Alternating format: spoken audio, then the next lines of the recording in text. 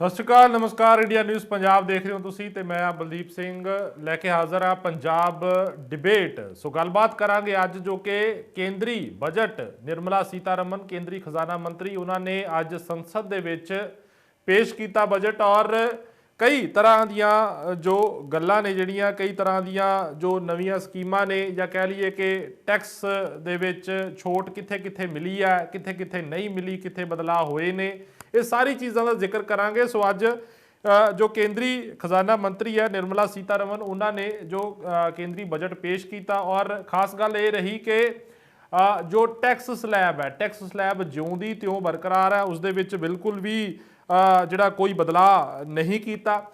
ਦੂਜੇ ਪਾਸੇ ਜੇ ਹੋਰ ਚੀਜ਼ਾਂ ਦੀ ਗੱਲ ਕਰੀਏ ਤਾਂ ਕਾਰਪੋਰੇਟ ਟੈਕਸ ਦੇ ਵਿੱਚ ਛੋਟ ਦਿੱਤੀ ਗਈ ਹੈ, ਹੀਰਿਆਂ ਦੇ ਇੰਪੋਰਟ ਡਿਊਟੀ ਦੇ ਵਿੱਚ ਛੋਟ ਦਿੱਤੀ ਗਈ ਹੈ। ਤਾਂ ਦੂਜੇ ਪਾਸੇ ਸਰਕਾਰ ਖੇਤੀਬਾੜੀ ਦੇ ਮਸਲੇ ਤੇ ਗੱਲ ਕਰੀਏ ਤਾਂ ਸਰਕਾਰ ਕਹਿ ਰਹੀ ਹੈ ਕਿ ਖੇਤੀਬਾੜੀ ਦਾ ਜੋ ਸੰਦ ਹੈਗੇ ਨੇ ਉਹ ਸਸਤੇ ਹੋਣਗੇ ਔਰ ਹੋਰ ਜ਼ਿਆਦਾ ਜਿਹੜਾ ਫਸਲਾਂ ਦੀ ਖਰੀਦ ਹੈ ਜਿਹੜੀ ਉਹ ਸਰਕਾਰ ਯਕੀਨੀ ਬਣਾਏਗੀ।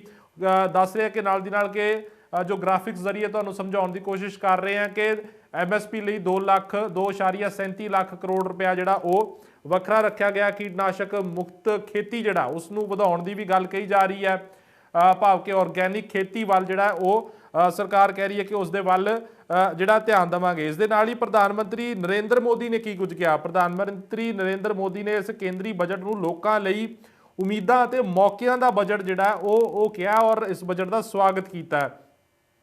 ਇਸ ਦੇ ਨਾਲ ਹੀ ਅਰਥਚਾਰੇ ਨੂੰ ਹੁਲਾਰਾ ਦੇਣ ਵਾਲਾ ਬਜਟ ਇਹ ਕਹਿ ਰਹੇ ਨੇ ਪ੍ਰਧਾਨ ਮੰਤਰੀ ਮੋਦੀ। ਇਹ ਹੋਰ ਢਾਂਚੇ, ਹੋਰ ਨਿਵੇਸ਼, ਹੋਰ ਵਿਕਾਸ ਅਤੇ ਹੋਰ ਨੌਕਰੀਆਂ ਨਾਲ ਭਰਿਆ ਹੋਇਆ ਬਜਟ ਹੈ। ਪ੍ਰਧਾਨ ਮੰਤਰੀ ਦਾ ਇਹ ਕੁਝ ਕਹਿਣਾ ਹੈ ਔਰ ਇਸ ਵਿੱਚ ਗ੍ਰੀਨ ਨੌਕਰੀਆਂ ਦਾ ਵੀ ਪ੍ਰਬੰਧ ਕੀਤਾ ਗਿਆ। ਸੋ ਪ੍ਰਧਾਨ ਮੰਤਰੀ ਨੂੰ ਤੁਸੀਂ ਸੁਣਿਆ, ਪਰ ਦੂਜੇ ਪਾਸੇ ਜੋ ਵਿਪਕਸ਼ ਹੈ, ਜੋ ਵਿਰੋਧੀ ਧਿਰ ਹੈ, ਉਹ ਇਸ ਨੂੰ ਟੋਟਲੀ ਨਕਾਰ ਰਹੀ ਹੈ ਇਸ ਬਜਟ ਨੂੰ ਔਰ ਕਹਿ ਰਹੀ ਹੈ ਕਿ ਇਸ ਦੇ ਵਿੱਚ ਕੁਝ ਵੀ ਆਮ ਲੋਕਾਂ ਲਈ। ਰਾਹੁਲ ਗਾਂਧੀ ਉਹਨਾਂ ਨੇ ਟਵੀਟ ਕੀਤਾ, ਉਹਨਾਂ ਨੇ ਕਿਹਾ ਕਿ ਸੈਲਰੀਡ ਕਲਾਸ ਜੋ ਕਿ ਮੁਲਾਜ਼ਮ ਵਰਗ ਹੈ ਉਹਦੇ ਲਈ ਕੁਛ ਨਹੀਂ ਹੈਗਾ ਇਸ ਬਜਟ ਦੇ ਵਿੱਚ, ਮਿਡਲ ਕਲਾਸ ਮੱਧ ਵਰਗ ਲਈ ਕੁਛ ਨਹੀਂ ਹੈਗਾ, ਗਰੀਬ ਦੇ ਲਈ ਕੁਛ ਨਹੀਂ ਹੈਗਾ, ਨੌਜਵਾਨ ਦੇ ਲਈ ਕੁਛ ਨਹੀਂ ਹੈਗਾ, ਖੇਤਾਂ 'ਚ ਕਿਸਾਨ ਕੰਮ ਕਰਦੇ ਨੇ ਕਿਸਾਨਾਂ ਲਈ ਕੁਛ ਨਹੀਂ ਹੈਗਾ ਔਰ MSME ਛੋਟੇ ਉਦਯੋਗ ਨੇ, ਜੋ ਛੋਟੀ ਸਨਅਤ ਹੈ, ਉਹਦੇ ਲਈ ਕੁਛ ਨਹੀਂ ਹੈਗਾ। ਵਿਪਕਸ਼ ਹੈ ਜਿਹੜੀ ਉਹ ਟੋਟਲੀ ਇਸ ਬਜਟ ਨੂੰ ਨਕਾਰ ਰਹੀ ਹੈ। ਸੋ ਇਸ ਸਾਰੇ ਮੁੱਦੇ ਤੇ ਅੱਜ ਗੱਲਬਾਤ ਕਰਾਂਗੇ। ਸਾਡੇ ਨਾਲ ਮਨਜੀਤ ਸਿੰਘ ਰਾਏ ਸੰਯੁਕਤ ਸਮਾਜ ਮੋਰਚੇ ਤੋਂ ਜੁੜ ਚੁੱਕੇ ਨੇ। ਇਸ ਦੇ ਨਾਲ ਹੀ ਕ੍ਰਿਸ਼ਨਪਾਲ ਸ਼ਰਮਾ ਸ਼੍ਰੋਮਣੀ ਅਕਾਲੀ ਦਲ ਤੋਂ ਜੁੜ ਚੁੱਕੇ ਨੇ, ਸੰਜੇ ਕਪੂਰ ਜੀ ਭਾਰਤੀ ਜਨਤਾ ਪਾਰਟੀ ਤੋਂ ਜੁੜ ਚੁੱਕੇ ਨੇ ਔਰ ਰਮਨ ਚੁੱਗ ਅਰਥ ਸ਼ਾਸਤਰੀ ਸਾਡੇ ਨਾਲ ਜੁੜ ਚੁੱਕੇ ਨੇ। तमाम ਮਹਿਮਾਨਾਂ ਦਾ ਮੈਂ ਇੰਡੀਆ ਨਿਊਜ਼ ਪੰਜਾਬ ਦੇ ਉੱਪਰ ਸਵਾਗਤ ਕਰਦਾ। ਸ਼ੁਰੂਆਤ ਮੈਂ ਅਮਨ ਚੁੱਗ ਜੀ ਤੋਂ ਕਰਾਂਗਾ। ਅਰਥ ਸ਼ਾਸਤਰੀ ਨੇ, ਬਿਹਤਰ ਜਾਣਦੇ ਨੇ ਜੋ ਇਕੋਨਮੀ ਦੀ ਚੀਜ਼ਾਂ ਨੂੰ ਕਿਸ ਤਰੀਕੇ ਨਾਲ ਕੰਮ ਕਰਦੀ ਹੈਗੀ ਹੈ ਇਕੋਨਮੀ। ਸਰ, ਮੈਂ ਤੁਹਾਡੇ ਤੋਂ ਇਹੀ ਜਾਣਨਾ ਚਾਹੁੰਦਾ ਕਿ ਪਹਿਲਾ ਰਿਐਕਸ਼ਨ ਕੀ ਹੈ ਇਸ ਬਜਟ ਨੂੰ ਅਗਰ ਆਪਾਂ ਦੇਖਦੇ ਹਾਂ, ਐਜ਼ ਏ ਇਕੋਨੋਮਿਸਟ ਤੁਸੀਂ ਕਿਵੇਂ ਦੇਖਦੇ ਹੋ ਔਰ ਇੱਕ ਆਮ ਪਰਸਨ, ਆਮ ਆਦਮੀ ਇਸ ਬਜਟ ਤੋਂ ਕੀ ਉਹਨੂੰ ਕੋਈ ਕੁਝ ਮਿਲਿਆ ਹੈ, ਕੁਝ ਉਸ ਦੇ ਪੱਲੇ ਕੁਝ ਪਿਆ ਹੈ?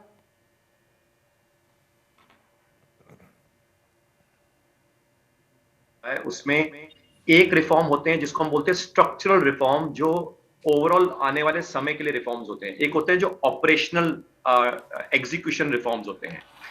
अब यहाँ पे आज जो ऑपरेशनल रिफॉर्म्स या स्ट्रक्चरल रिफॉर्म्स की हम बात करें तो स्ट्रक्चरल रिफॉर्म्स में जैसे इन्होंने बात करी कि हमारा फिस्कल डेफिसिट यानी कि हमारा जो बजटेड एक्सपेंडिचर है माइनस जो बजटेड रिसिप्ट्स होंगी वो मेंटेन्ड है। दूसरा, इन्होंने अपनी डिजिटल करेंसी लाने की बात करी, जिसके कारण काफी जो ब्लैक मनी जो सर्कुलेशन में है, जिसकी एक फिगर 12-13 में 2012-13 में 90 लाख करोड़ की फिगर थी, उसके ऊपर एक कंट्रोल होने की बात करी। फिर दूसरा, कुछ तरह का जो ब्लैक मनी जो क्रिप्टो एसेट्स में पार्क हुआ उसको एक तरह से रोकने की बात हुई, टैक्सेबिलिटी के स्लैब में लाने की बात हुई। अब यहाँ पे डायरेक्ट टैक्सेशन हो सकता है मिडिल क्लास को नहीं दिया, मगर उसके अलावा आप देखिए पूरा जो इंटीग्रेटेड भारत की बात कर रहे हैं, जहां पे 9 पिलर्स, पहला पिलर इंक्लूसिव ग्रोथ, जहां पे नॉर्थ ईस्ट को हम बढ़ावे की बात कर रहे हैं ताकि पूरा हिंदुस्तान बढ़े। साथ में डिफरेंट स्टेट्स का क्रेडिट एनहांसमेंट की बात कर रहे हैं और उनको क्रेडिट एनहांसमेंट सेंट्रल गवर्नमेंट दे रही है 1 लाख करोड़ तक का। दूसरा मेन पिलर इंटीग्रेटेड भारत, जहां पे डिफरेंट लॉजिस्टिक्स पार्क्स बन रहे हैं, पोर्ट्स बनेंगे, इंफ्रास्ट्रक्चर रेलवेज और रोड्स का डेवलप हो रहा है। 10 गुना पिछले 10 साल में रेलवेज और रोड्स का स्ट्रक्चर बढ़ा है। 16% सालाना एयर ट्रैफिक बढ़ा है हिंदुस्तान में पिछले 10 सालों में। साथ में तीसरा मेन जो पिलर है वो आत्मनिर्भर भारत, जहां पे प्रोडक्शन लिंक्ड इंसेंटिव्स की बात कर रहे हैं, डिफेंस एलोकेशन की बात कर रहे हैं कि हम 68% हिंदुस्तान में डिफेंस बनाएंगे। चौथा मेन पिलर जो फाइनेंशियल वाइब्रेंसी, जो मैंने डिजिटल करेंसी की बात करी।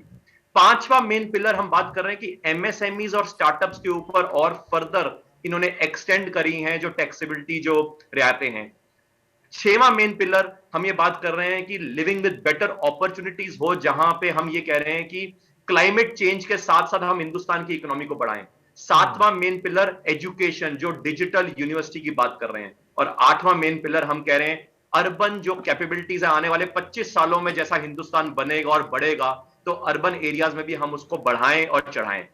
और नौवां मेन पिलर वो ये है कि आने वाले समय में हम जो एग्रीकल्चर के ऊपर फोकस कर रहे हैं वो ऑर्गेनिक साइड पे, और मिलेट्स, मिलेट्स भी तीन तरह के होते हैं, एक नेगेटिव मिलेट्स, एक न्यूट्रल मिलेट्स और एक पॉजिटिव मिलेट्स। बाजरा जवार न्यूट्रल मिलेट्स होते हैं, मगर ये जो कंगनी होती है या फॉक्सटेल, बार्नयार्ड मिलेट, ये हमेशा पॉजिटिव मिलेट होते हैं। इसमें बारिश भी कम चाहिए और ज्यादा फर्टिलाइजर्स वगैरह नहीं चाहिए, केमिकल्स नहीं चाहिए, तो उसके कारण हम एक्सपोर्ट्स का बढ़ावा भी दे पाएंगे। तो मुझे लगता है 9 पिलर्स के ऊपर ये एक प्रोग्रेसिव बजट है, जहां पे हम छुटपुट की बातें ना देखें कि हमने टैक्स क्लास के लिए क्या दिया और क्या नहीं दिया, क्योंकि ओवरऑल इससे इकोनॉमी ग्रो करेगी। और इकोनॉमिक ग्रोथ इस टाइम पे वर्ल्ड की सबसे largest fastest growing economy Hindustan बनी है, जो कि महंगाई को बीट कर रही है। जीडीपी की ग्रोथ अगर महंगाई को ग्रोथ को बीट करती है तो हम कहते हैं इकोनॉमिक थम्स अप है।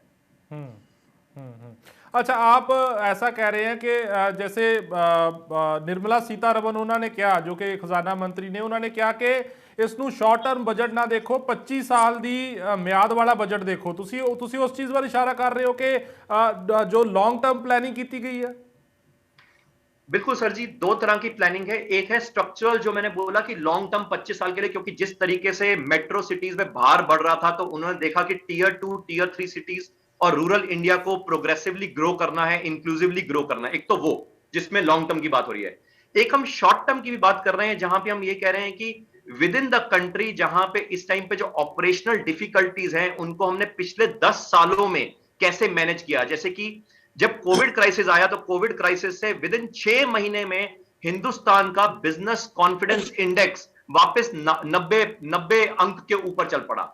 यानी कि पिछले 2 सालों में जो लॉकडाउन की जो प्रॉब्लम थी, -7.3% की जीडीपी ग्रोथ हुई, हमने 1 साल के विद इन रिवाइवल देखा, क्योंकि वो पिछले 10 साल के स्ट्रक्चरल रिफॉर्म्स ने उसका उभरता हुआ सितारा दिखाया। यानी कि स्ट्रक्चरल रिफॉर्म्स फ्यूचर के लिए भी हैं, मगर प्रेजेंट के लिए ऑपरेशनल रिफॉर्म्स भी हैं। करेंसी साइड पे जैसे डिजिटल करेंसी की बात हुई, क्रिप्टो साइड की बात हुई, और वगैरह वगैरह कई और बातें जो मैंने पहले बताई। चलो ठीक है, ठीक है। मैं कृष्णपाल जी को आऊँगा, श्रोमणी अकाली दल के बुलारे ने।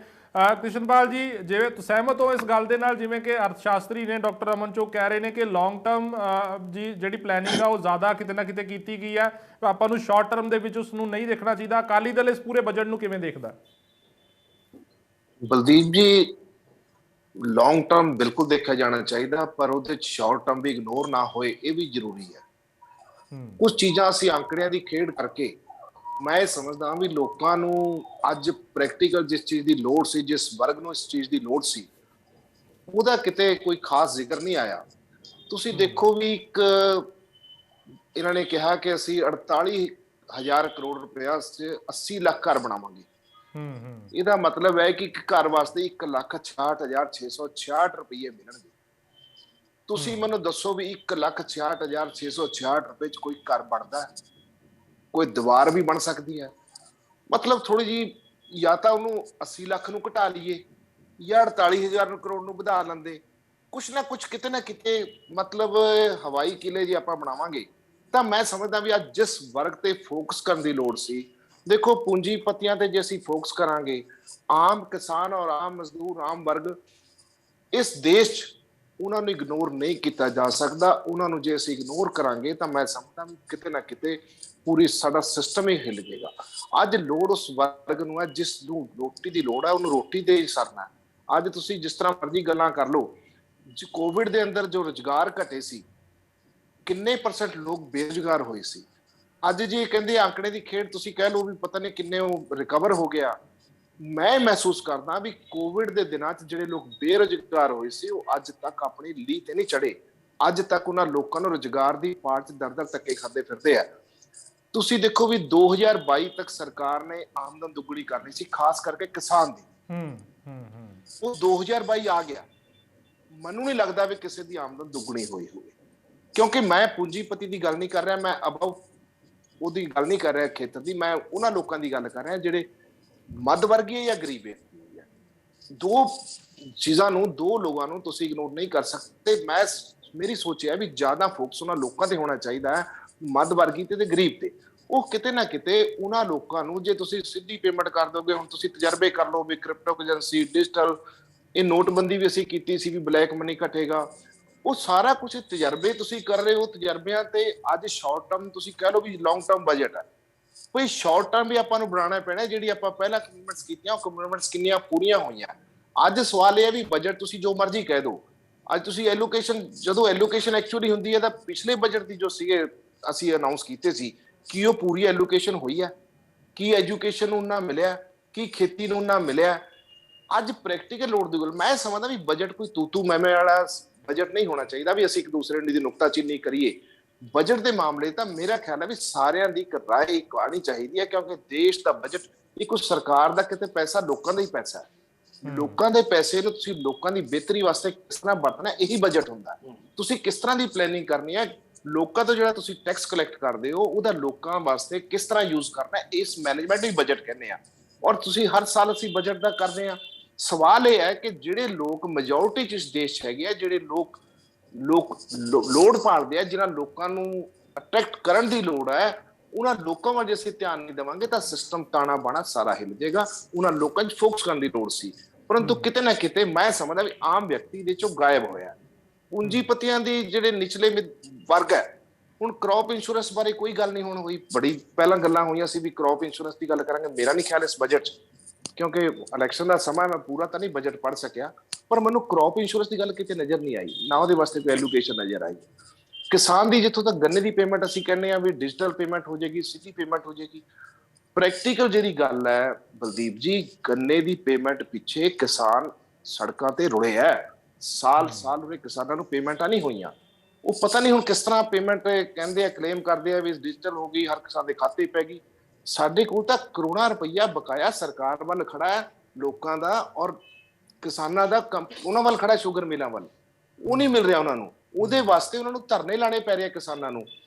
ਸੋ ਕਿਤੇ ਨਾ ਕਿਤੇ ਕਿਸਾਨ ਨੂੰ, ਮਜ਼ਦੂਰ ਨੂੰ ਫੋਕਸ ਕਰਨ ਦੀ ਲੋੜ ਸੀ ਬਜਟ 'ਚ, ਜੋ ਮੈਂ ਸਮਝਦਾ ਵੀ ਇਗਨੋਰ ਹੋਇਆ। ਤੁਸੀਂ ਹਵਾਈ ਗੱਲਾਂ ਜਿੰਨੀ ਮਰਜ਼ੀ ਉੱਪਰਲੇ ਲੈਵਲ ਦੀ ਕਰੋ, ਜਿਸ ਵਰਗ ਨੂੰ ਟੱਚ ਕਰਨ ਦੀ ਲੋੜ ਹੈ ਉਹ ਵਰਗ ਕਿਤੇ ਨਾ ਕਿਤੇ ਇਸ ਬਜਟ 'ਚ ਇਗਨੋਰ ਹੈ। ਠੀਕ ਹੈ, ਚਲੋ ਮਨਜੀਤ ਸਿੰਘ ਰਾਏ ਜੀ ਵੀ ਨੇ ਸਾਡੇ ਨਾਲ, ਸੰਯੁਕਤ ਸਮਾਜ ਮੋਰਚੇ ਤੋਂ ਕਿਸਾਨ ਆਗੂ ਨੇ। ਰਾਏ ਸਾਹਿਬ, ਤੁਹਾਡੇ ਤੋਂ ਵੀ ਫਸਟ ਰਿਐਕਸ਼ਨ ਮੈਂ ਜਾਣਨਾ ਚਾਹੂੰਗਾ, ਕਿਸਾਨ ਇਸ ਬਜਟ ਨੂੰ ਕਿਵੇਂ ਦੇਖਦੇ ਨੇ, ਔਰ ਖਾਸ ਤੌਰ ਤੇ ਸਰਕਾਰ ਕਹਿ ਰਹੀ ਹੈ ਕਿ ਖੇਤੀ ਸੰਦ ਨੇ ਜਿਹੜੇ ਉਹ ਸਸਤੇ ਉਪਲਬਧ ਹੋਣਗੇ, ਜਿਹੜੇ ਖੇਤੀ ਸੰਬੰਧਿਤ ਜਿਹੜੇ ਉਪਕਰਨ ਹੋਣਗੇ ਉਹ ਸਸਤੇ ਉਪਲਬਧ ਹੋਣਗੇ। ਹੋਰ ਵੀ ਕਈ ਚੀਜ਼ਾਂ ਸਰਕਾਰ ਦਾਅਵਾ ਕਰ ਰਹੀ ਹੈ ਕਿ ਫਲਾਂ ਤੇ ਸਬਜ਼ੀਆਂ ਨੇ ਜਿਹੜੀਆਂ ਉਹ ਵੱਡੇ ਪੱਧਰ ਦੇ ਉੱਪਰ ਖਰੀਦੀਆਂ ਜਾਣਗੀਆਂ। MSP ਲਈ ਕਈ ਲੱਖ ਕਰੋੜ ਉਹਨਾਂ ਨੇ ਕਿਹਾ ਕਿ ਅਸੀਂ ਰੱਖ ਰਹੇ ਹਾਂ, 2.37 ਲੱਖ ਕਰੋੜ ਆ ਜਿਹੜਾ ਉਹ ਉਸ ਚੀਜ਼ ਦਾ ਜ਼ਿਕਰ ਹੋ ਰਿਹਾ। ਤੁਸੀਂ ਕਿਵੇਂ ਦੇਖਦੇ ਹੋ ਐਜ਼ ਏ ਕਿਸਾਨ ਇਸ ਬਜਟ ਨੂੰ? ਜੀ, ਮੈਂ ਪਹਿਲਾਂ ਵੀਰ ਜੀ ਕਹਿਣਾ ਚਾਹਾਂਗਾ, ਮੈਂ ਕਿਸੇ ਰਾਜਨੀਤਿਕ ਪਾਰਟੀ ਵੱਲੋਂ ਨਹੀਂ, ਕਿਸਾਨਾਂ ਵੱਲੋਂ ਆਪਣੀ ਪ੍ਰਤੀਕਿਰਿਆ ਦੇਵਾਂਗਾ।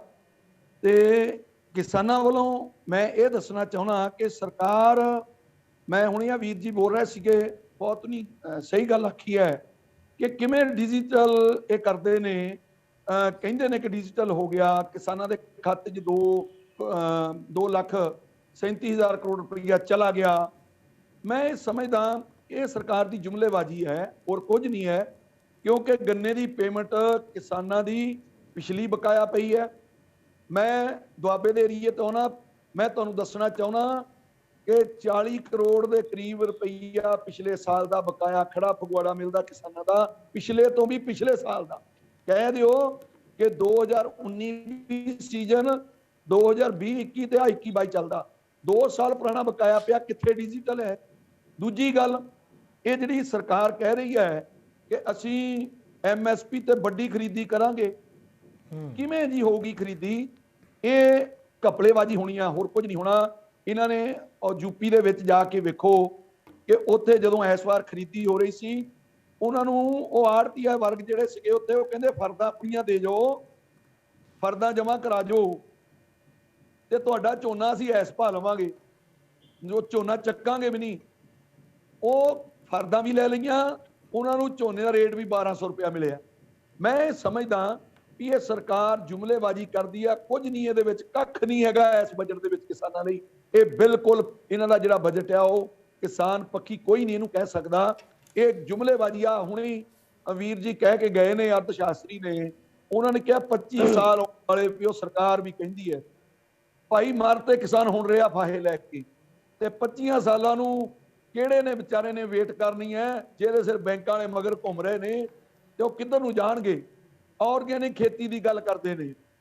ਇਹ ਕਿਵੇਂ ਹੋਊਗਾ ਸੰਭਵ ਜਦੋਂ ਕਿਸਾਨ ਦੀ ਜਿਣਸ ਦਾ ਮੁੱਲ ਨਹੀਂ ਪੂਰਾ ਮਿਲਣਾ। ਜਿੰਨਾ ਚਿਰ ਅਸੀਂ ਆਸ਼ਾ ਕਰਦੇ ਸੀ ਕਿ ਇਸ ਬਜਟ ਦੇ ਵਿੱਚ ਇਹ ਗੱਲ ਲੈ ਕੇ ਆਉਂਦੇ ਕਿ ਅਸੀਂ ਕਾਨੂੰਨ ਬਣਾਤਾ ਕਿਸਾਨ ਵਾਸਤੇ ਕਿ ਉਹਦੀ MSP ਤੋਂ ਥੱਲੇ ਖਰੀਦੀ ਨਹੀਂ ਹੋਗੀ, ਇਸ ਬਜਟ 'ਚ ਰੱਖਦੇ ਰਾਖਵਾਂ ਤੇ ਅਸੀਂ ਜੇਕਰ ਕਿਸਾਨ ਦੀ ਜਿਣਸ MSP ਤੋਂ ਥੱਲੇ ਵਿਕਦੀ ਹੈ ਤੇ ਸਰਕਾਰ ਖਰੀਦੂਗੀ, ਸਰਕਾਰ ਉਹਦਾ ਜਿਹੜਾ ਘਾਟਾ ਨਫਾ ਉਹ ਪੂਰਾ ਕਰੂਗੀ। ਫੇਰ ਤਾਂ ਮੰਨ ਲੈਂਦੇ ਅਸੀਂ ਕਿ ਕਿਸਾਨ ਪੱਖੀ ਹੈ। ਇਹ ਕਹਿ ਦੇਣਾ ਵੱਡੀ ਖਰੀਦੀ ਕਰਾਂਗੇ, ਕਿੰਨੀ ਕਰਾਂਗੇ, ਨਹੀਂ ਕਰਾਂਗੇ। ਅੱਛਾ ਰਾਏ ਸਾਹਿਬ, ਕੀ ਜਿਹੜੇ ਇਹ ਸਰਕਾਰ ਇਹ ਦਾਵਾ ਕਰ ਰਹੀ ਹੈ, ਜਿਵੇਂ ਮੈਂ ਪਹਿਲਾਂ ਵੀ ਜ਼ਿਕਰ ਕੀਤਾ ਸੀ ਕਿ ਸੰਦ ਜਿਹੜੇ ਖੇਤੀ ਸੰਦ ਨੇ ਸਸਤੇ ਹੋਣ ਨਾਲ ਕੋਈ ਕਿਸਾਨਾਂ ਨੂੰ ਫਾਇਦਾ ਹੋਏਗਾ ਤੁਹਾਡੇ ਮੁਤਾਬਕ? ਹਾਂਜੀ ਰਾਏ ਸਾਹਿਬ, ਤੁਹਾਡੇ ਤੱਕ ਆਵਾਜ਼ ਆ ਰਹੀ ਹੈ?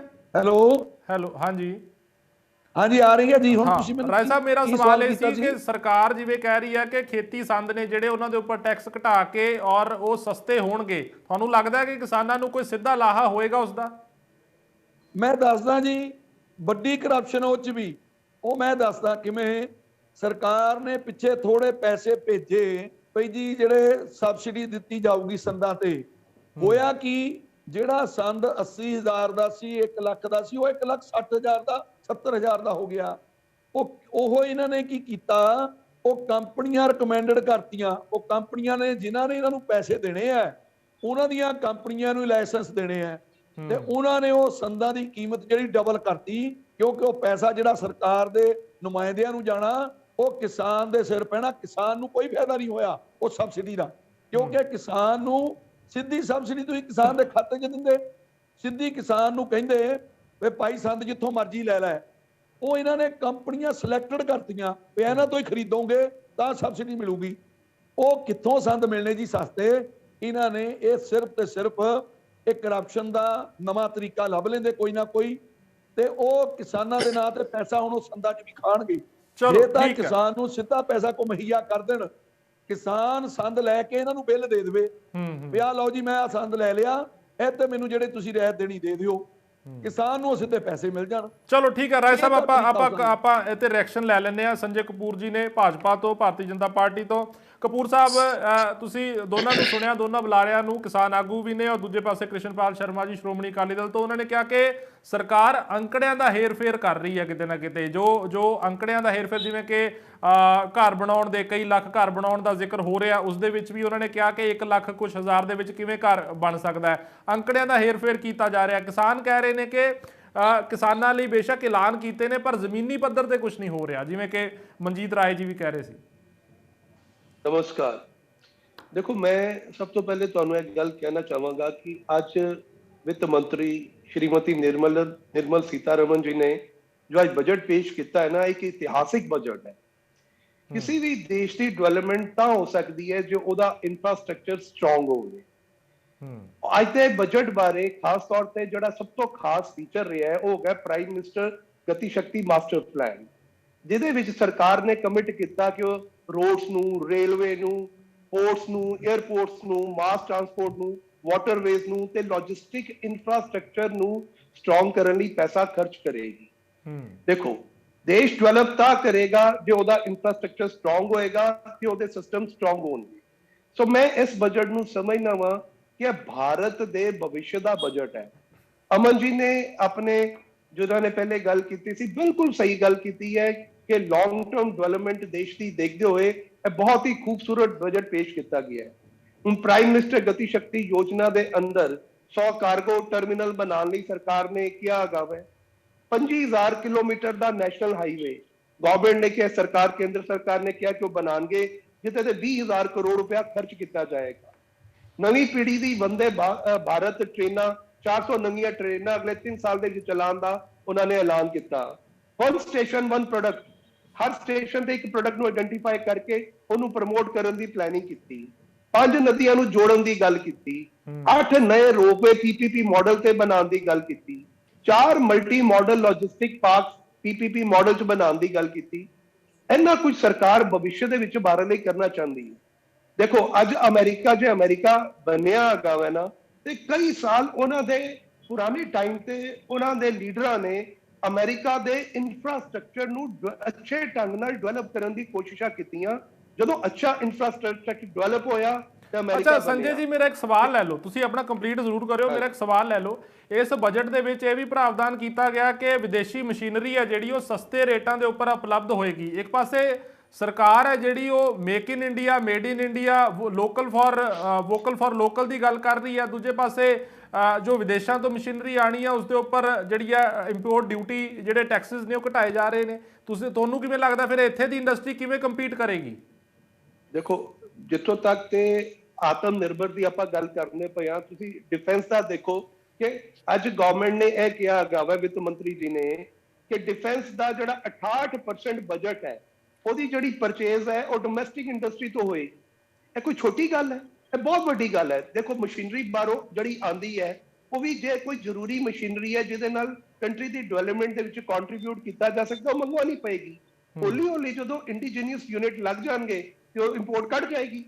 ਸੋ ਆਤਮ ਨਿਰਭਰ ਭਾਰਤ ਲਈ ਤੇ ਸਰਕਾਰ ਹਮੇਸ਼ਾ ਪ੍ਰਤੀਬੱਧ ਹੈਗੀ ਹੈ ਔਰ ਉਹਦੇ ਤੇ ਉਹ ਕੰਮ ਵੀ ਕਰ ਰਹੀ ਹੈ। ਔਰ ਡਿਫੈਂਸ ਦਾ ਜਿਹੜਾ 68% ਬਜਟ ਦਾ ਪ੍ਰੋਵੀਜ਼ਨ ਕਰਨਾ ਕਿ ਭਈ ਲੋਕਲ ਆਪਾਂ 68% ਜਿਹੜੇ ਪ੍ਰੋਡਕਟਸ ਡਿਫੈਂਸ ਦੇ ਆਪਣੇ ਦੇਸ਼ ਦੇ ਵਿੱਚ ਹੀ ਖਰੀਦਾਂਗੇ, ਇਹ ਛੋਟੀ ਗੱਲ ਨਹੀਂ, ਇਹ ਬੜੀ ਵੱਡੀ ਗੱਲ ਹੈਗੀ ਹੈ। ਤੁਸੀਂ ਐਗਰੀਕਲਚਰ ਦੀ ਗੱਲ ਕਰ ਲਓ, ਜਿਸ ਤਰ੍ਹਾਂ ਕ੍ਰਿਸ਼ਨਪਾਲ ਜੀ ਐਗਰੀਕਲਚਰ ਬਾਰੇ ਗੱਲ ਕਰ ਰਹੇ ਸੀ। ਵਿੱਤ ਮੰਤਰੀ ਜੀ ਨੇ ਕਿਹਾ ਹੈਗਾ ਹੈ ਕਿ 1000 ਲੱਖ ਮੀਟ੍ਰਿਕ ਟਨ ਪੈਡੀ ਇਸ ਸਾਲ ਦੇ ਵਿੱਚ ਆਪਾਂ ਕਿਸਾਨਾਂ ਤੋਂ ਲਵਾਂਗੇ, ਜਿਹਦੇ ਨਾਲ 1 ਕਰੋੜ ਫਾਰਮਰਸ ਨੂੰ ਫਾਇਦਾ ਹੋਏਗਾ। ਆਰਗੈਨਿਕ ਫਾਰਮਿੰਗ ਨੂੰ ਦੇਖੋ ਪ੍ਰਮੋਟ ਕਰਨ ਲਈ ਸਾਡਾ ਪ੍ਰਤੀਬੱਧਤਾ ਹੈਗੀ ਹੈ। ਐਗਰੀਕਲਚਰ ਸਟਾਰਟਅਪ ਯੂਨਿਟ ਜਿਹੜੇ ਹੈਗੀ ਹੈ, ਨਾਬਾਰਡ ਉਹਨਾਂ ਨੂੰ ਫਾਈਨਾਂਸ ਕਰੇਗਾ ਤਾਂ ਕਿ ਐਗਰੀਕਲਚਰ ਪ੍ਰੋਡਕਟਸ ਜਿਹੜੇ ਹੈਗੇ ਹੈ ਉਹ ਆਸਾਨੀ ਨਾਲ ਐਗਰੀਕਲਚਰ ਸਟਾਰਟਅਪ ਪ੍ਰੋਡਕਟਸ ਉਹਨਾਂ ਕੋਲ ਖਰੀਦ ਸਕਣ ਔਰ ਫਾਰਮਰਸ ਨੂੰ ਉਹਨਾਂ ਦੀ ਕੀਮਤ ਸਹੀ ਢੰਗ ਨਾਲ ਮਿਲ ਸਕੇ।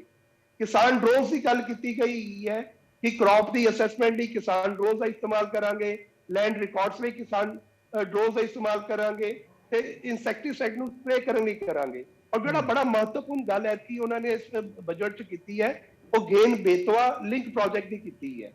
9 ਲੱਖ ਹੈਕਟਰ ਦਾ ਏਰੀਆ ਉਸ ਗੇਨ ਬੇਤਵਾ ਦੇ ਅੰਡਰ ਆਉਂਦਾ ਹੈਗਾ। 21 ਕਿਲੋਮੀਟਰ ਦਾ ਏਰੀਆ ਹੈਗਾ। ਉੱਥੇ ਇਰੀਗੇਸ਼ਨ ਫੈਸਿਲਿਟੀਜ਼ ਨੂੰ ਪ੍ਰਮੋਟ ਕੀਤਾ ਜਾਏਗਾ ਜਿਹੜਾ ਕਿ ਅੱਜ ਤੱਕ ਨਹੀਂ ਹੋ ਪਾਇਆ।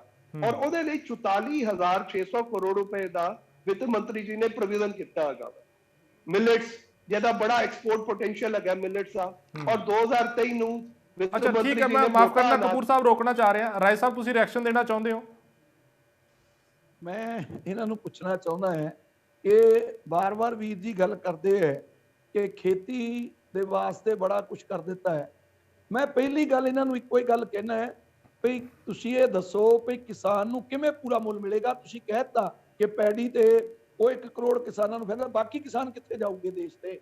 ਗੱਲ ਤਾਂ ਸਿੱਧੀ ਸਪਸ਼ਟ ਇੱਕ ਹੈ ਕਿ ਅਸੀਂ ਵਾਰ-ਵਾਰ ਡਿਮਾਂਡ ਕਰਦੇ ਰਹੇ ਸਰਕਾਰ ਦੇ ਕੋਲੋਂ ਵੀ ਜਾਂ ਤਾਂ MSP ਤੋਂ ਕੋਈ ਕਾਨੂੰਨ ਬਣਾਓ, ਨਹੀਂ ਤਾਂ ਤੁਸੀਂ ਇੰਜ ਕਰੋ ਵੀ ਜਿਹੜਾ ਪ੍ਰਾਈਵੇਟ ਪਲੇਅਰ ਖਰੀਦਦਾ ਹੈ, ਜਿਹੜਾ ਉਹ MSP ਤੋਂ ਥੱਲੇ ਖਰੀਦਦਾ, ਜਿਹੜਾ ਵਿਚਲਾ ਫਰਕ ਹੈ ਉਹ ਤੁਸੀਂ ਪੂਰਾ ਕਰੋ। ਸਰਕਾਰ ਉਹਦੇ ਵਾਸਤੇ ਜ਼ਿੰਮੇਵਾਰ ਬਣੇ ਕਿਉਂਕਿ ਕਿਸਾਨ ਦੀ ਕਾਸਟ ਆਫ ਪ੍ਰੋਡਕਸ਼ਨ ਦੇ ਮੁਤਾਬਕ ਉਹਨੂੰ ਰੇਟ ਨਹੀਂ ਮਿਲਦਾ। ਤੁਸੀਂ ਵਾਰ-ਵਾਰ ਕਿਹਾ ਸਰਕਾਰਾਂ ਨੇ ਕਿ ਸਵਾਮੀਨਾਥਨ ਰਿਪੋਰਟ ਅਸੀਂ ਲਾਗੂ ਕਰਤੀ, ਅਸੀਂ ਦੇ ਦੇਵਾਂਗੇ ਪੈਸੇ, ਸਵਾਮੀਨਾਥਨ ਰਿਪੋਰਟ ਦੇ ਮੁਤਾਬਕ ਕੀਮਤ ਤੈਅ ਕਰਾਂਗੇ। ਕਿਸਾਨ ਦੀ ਨਾ ਤਾਂ ਕੀਮਤ ਤੈਅ ਹੁੰਦੀ ਹੈ, ਜੇ ਤੈਅ ਹੋ ਜਾਂਦੀ ਹੈ ਉਹ ਤੇ ਖਰੀਦ ਨਹੀਂ ਹੁੰਦੀ। ਉਹਦੇ ਵਾਸਤੇ ਸਰਕਾਰ ਕੀ ਕਰ ਰਹੀ ਹੈ? ਸਰਕਾਰ ਕਿਸਾਨਾਂ ਨੂੰ ਕਿਹੜੀ ਰਿਲੀਫ ਦੇ ਰਹੀ ਹੈ? ਕਿਸਾਨ ਨੂੰ ਚਾਹੀਦਾ ਤਾਂ ਇਹ ਸੀ ਕਿ ਕਿਸਾਨ ਇਸ ਲਈ ਆਤਮ ਹੱਤਿਆ ਕਰ ਰਿਹਾ ਹੈ। ਕਿਸਾਨ ਇਹ ਕਹਿ ਕੇ ਆਈ ਸੀ ਸੱਤਾ 'ਚ ਕਿ ਕਰਜ਼ਾ ਮੁਕਤੀ ਰਾਹਤ ਬਿੱਲ ਲੈ ਕੇ ਆਵਾਂਗੇ, ਉਹਦੇ ਤਹਿਤ ਤੁਸੀਂ ਕੀ ਕਿਸਾਨਾਂ ਨੂੰ ਦਿੱਤਾ? ਹੁਣ ਅੱਜ ਇਸ ਬਜਟ 'ਚ ਕਿੰਨੇ ਲੱਖ ਕਰੋੜ ਰੁਪਈਆ ਕਿਸਾਨਾਂ ਨੂੰ ਤੁਸੀਂ ਦੇ ਰਹੇ ਹੋ ਕਿ ਉਹਨਾਂ ਦਾ ਕਰਜ਼ਾ ਜਿਹੜਾ ਅਸੀਂ ਲਾ ਦੇਵਾਂਗੇ? ਇਹਦੇ ਬਾਰੇ ਦੱਸੋ। ਤੁਸੀਂ ਲੌਂਗ ਟਰਮ ਕਰੀ ਜਾਂਦੇ ਹੋ। ਲੌਂਗ ਟਰਮ ਤੱਕ ਕਿਸਾਨ ਤੇ ਬਚਣਾ ਹੀ ਨਹੀਂ, ਕਿਸਾਨ ਤੇ ਫਾਹੇ ਲੈ ਕੇ ਮਰ ਰਿਹਾ। ਤੇ ਫਿਰ ਤੁਸੀਂ ਇਹਦੇ ਵਿੱਚ ਕੀ ਦੇ ਰਹੇ ਹੋ ਕਿਸਾਨ ਨੂੰ? ਚਲੋ ਉਹ ਤੇ ਠੀਕ ਹੈ, ਸਾਨੂੰ ਠੀਕ ਹੈ ਦੱਸੋ। ਰਾਏ ਸਾਹਿਬ, ਤੁਹਾਡਾ ਪੁਆਇੰਟ ਆ ਗਿਆ ਕਿ ਲੌਂਗ ਟਰਮ ਨਹੀਂ ਬਲਕਿ ਸ਼ਾਰਟ ਟਰਮ ਵੀ ਜਿਹੜੀ ਹੈ ਉਹ ਪ੍ਰੋਵੀਜ਼ਨਸ ਹੋਣੀਆਂ ਚਾਹੀਦੀਆਂ ਸੀ ਇਸ ਦੇ ਵਿੱਚ। ਠੀਕ ਹੈ, ਮੈਂ ਰੁਕ ਕਰਾਂਗਾ। ਜੋ ਅਰਥ ਸ਼ਾਸਤਰੀ ਸਾਡੇ ਨਾਲ ਡਾਕਟਰ ਅਮਨ ਚੁਗ ਜੁੜੇ ਹੋਏ ਨੇ। ਅਮਨ ਜੀ, ਤੁਸੀਂ ਜ਼ਿਕਰ ਕੀਤਾ ਕਿ ਡਿਜੀਟਲ ਕਰੰਸੀ, ਕ੍ਰਿਪਟੋ ਕਰੰਸੀ ਦਾ ਜ਼ਿਕਰ ਹੋ ਰਿਹਾ ਇਸ ਪੂਰੇ ਬਜਟ ਦੇ ਵਿੱਚ। ਬੜੀ ਅਹਿਮ ਪੁਆਇੰਟ ਹੈ, ਬੜੀ ਨਵੀਂ ਗੱਲ ਹੈ ਇੰਡੀਆ ਦੇ ਵਿੱਚ ਉਹ। ਪਹਿਲਾਂ ਤਾਂ ਮੈਂ ਜਾਣਨਾ ਚਾਹੁੰਦਾ ਕਿ ਕੀ ਕ੍ਰਿਪਟੋ ਕਰੰਸੀ ਨੂੰ ਲੀਗਲ ਮਾਨਤਾ ਪ੍ਰਾਪਤ ਹੈਗੀ ਹੈ ਭਾਰਤ ਦੇ ਵਿੱਚ? ਔਰ ਦੂਜੀ ਗੱਲ ਹੋ ਰਹੀ ਹੈ ਕਿ ਰਿਜ਼ਰਵ ਬੈਂਕ ਦੇ ਥਰੂ ਇੱਕ ਡਿਜੀਟਲ ਕਰੰਸੀ ਆਏਗੀ ਇਸ ਵਰੇ ਦੇ ਵਿੱਚ, ਗੱਲਬਾਤ ਚੱਲ ਰਹੀ ਹੈ ਇਹ।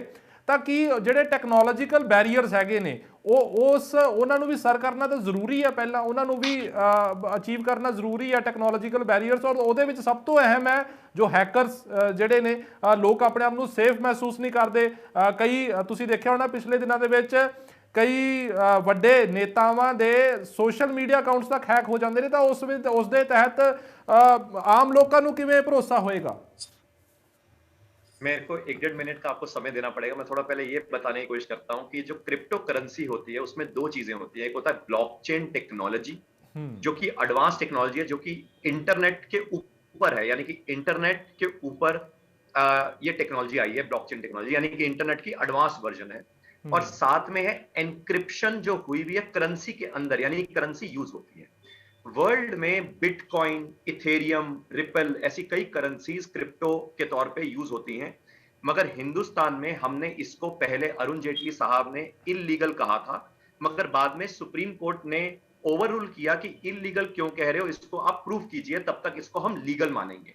तो कायदे से ना वो लीगल है ना इलीगल है फॉर रिटेल पर्सन, यानी कि अभी तक वो साइलेंट है गवर्नमेंट, जिसमें गवर्नमेंट ने एक रिपोर्ट सबमिट करनी थी, आरबीआई ने सबमिट करनी थी इनफैक्ट सुप्रीम कोर्ट को, कि ये इलीगल हम क्यों करना चाहते हैं, जिसके कारण हमें कहां कहां नुकसान होगा, जो कि सारों को पता है कि क्रिप्टो करेंसी कैसे कैसे हिंदुस्तान को नुकसान कर सकती है इन टर्म्स ऑफ माफिया का पैसा है, ब्लैक मनी है, वगैरह वगैरह। अब ये जो करेंसी हम जो हिंदुस्तान में लेकर आ रहे हैं, हम ये कह रहे हैं कि हम जो वर्ल्ड की इंटरनेशनल करेंसीज हैं क्रिप्टो जैसे बिटकॉइन वगैरह, उनको हम रेगुलेट करने को तैयार हैं, जिसके लिए रेगुलेटरी एक तरह से क्रिप्टो करेंसी का बिल लाने की उम्मीद थी विंटर सेशन में, जो कि मेरे को लगता है कि यूपी इलेक्शन के बाद लेकर आएंगे, क्योंकि इंटरनेशनल मॉनेटरी फंड की जो डिप्टी मैनेजिंग डायरेक्टर है गीता गोपीनाथ जी, उनकी वार्तालाप हुई होगी पीएम मोदी साहब के साथ कि इसके ऊपर थोड़ा सलाह मशवरा करके एक तरह से रेगुलेट कर दो, बैन मत करो।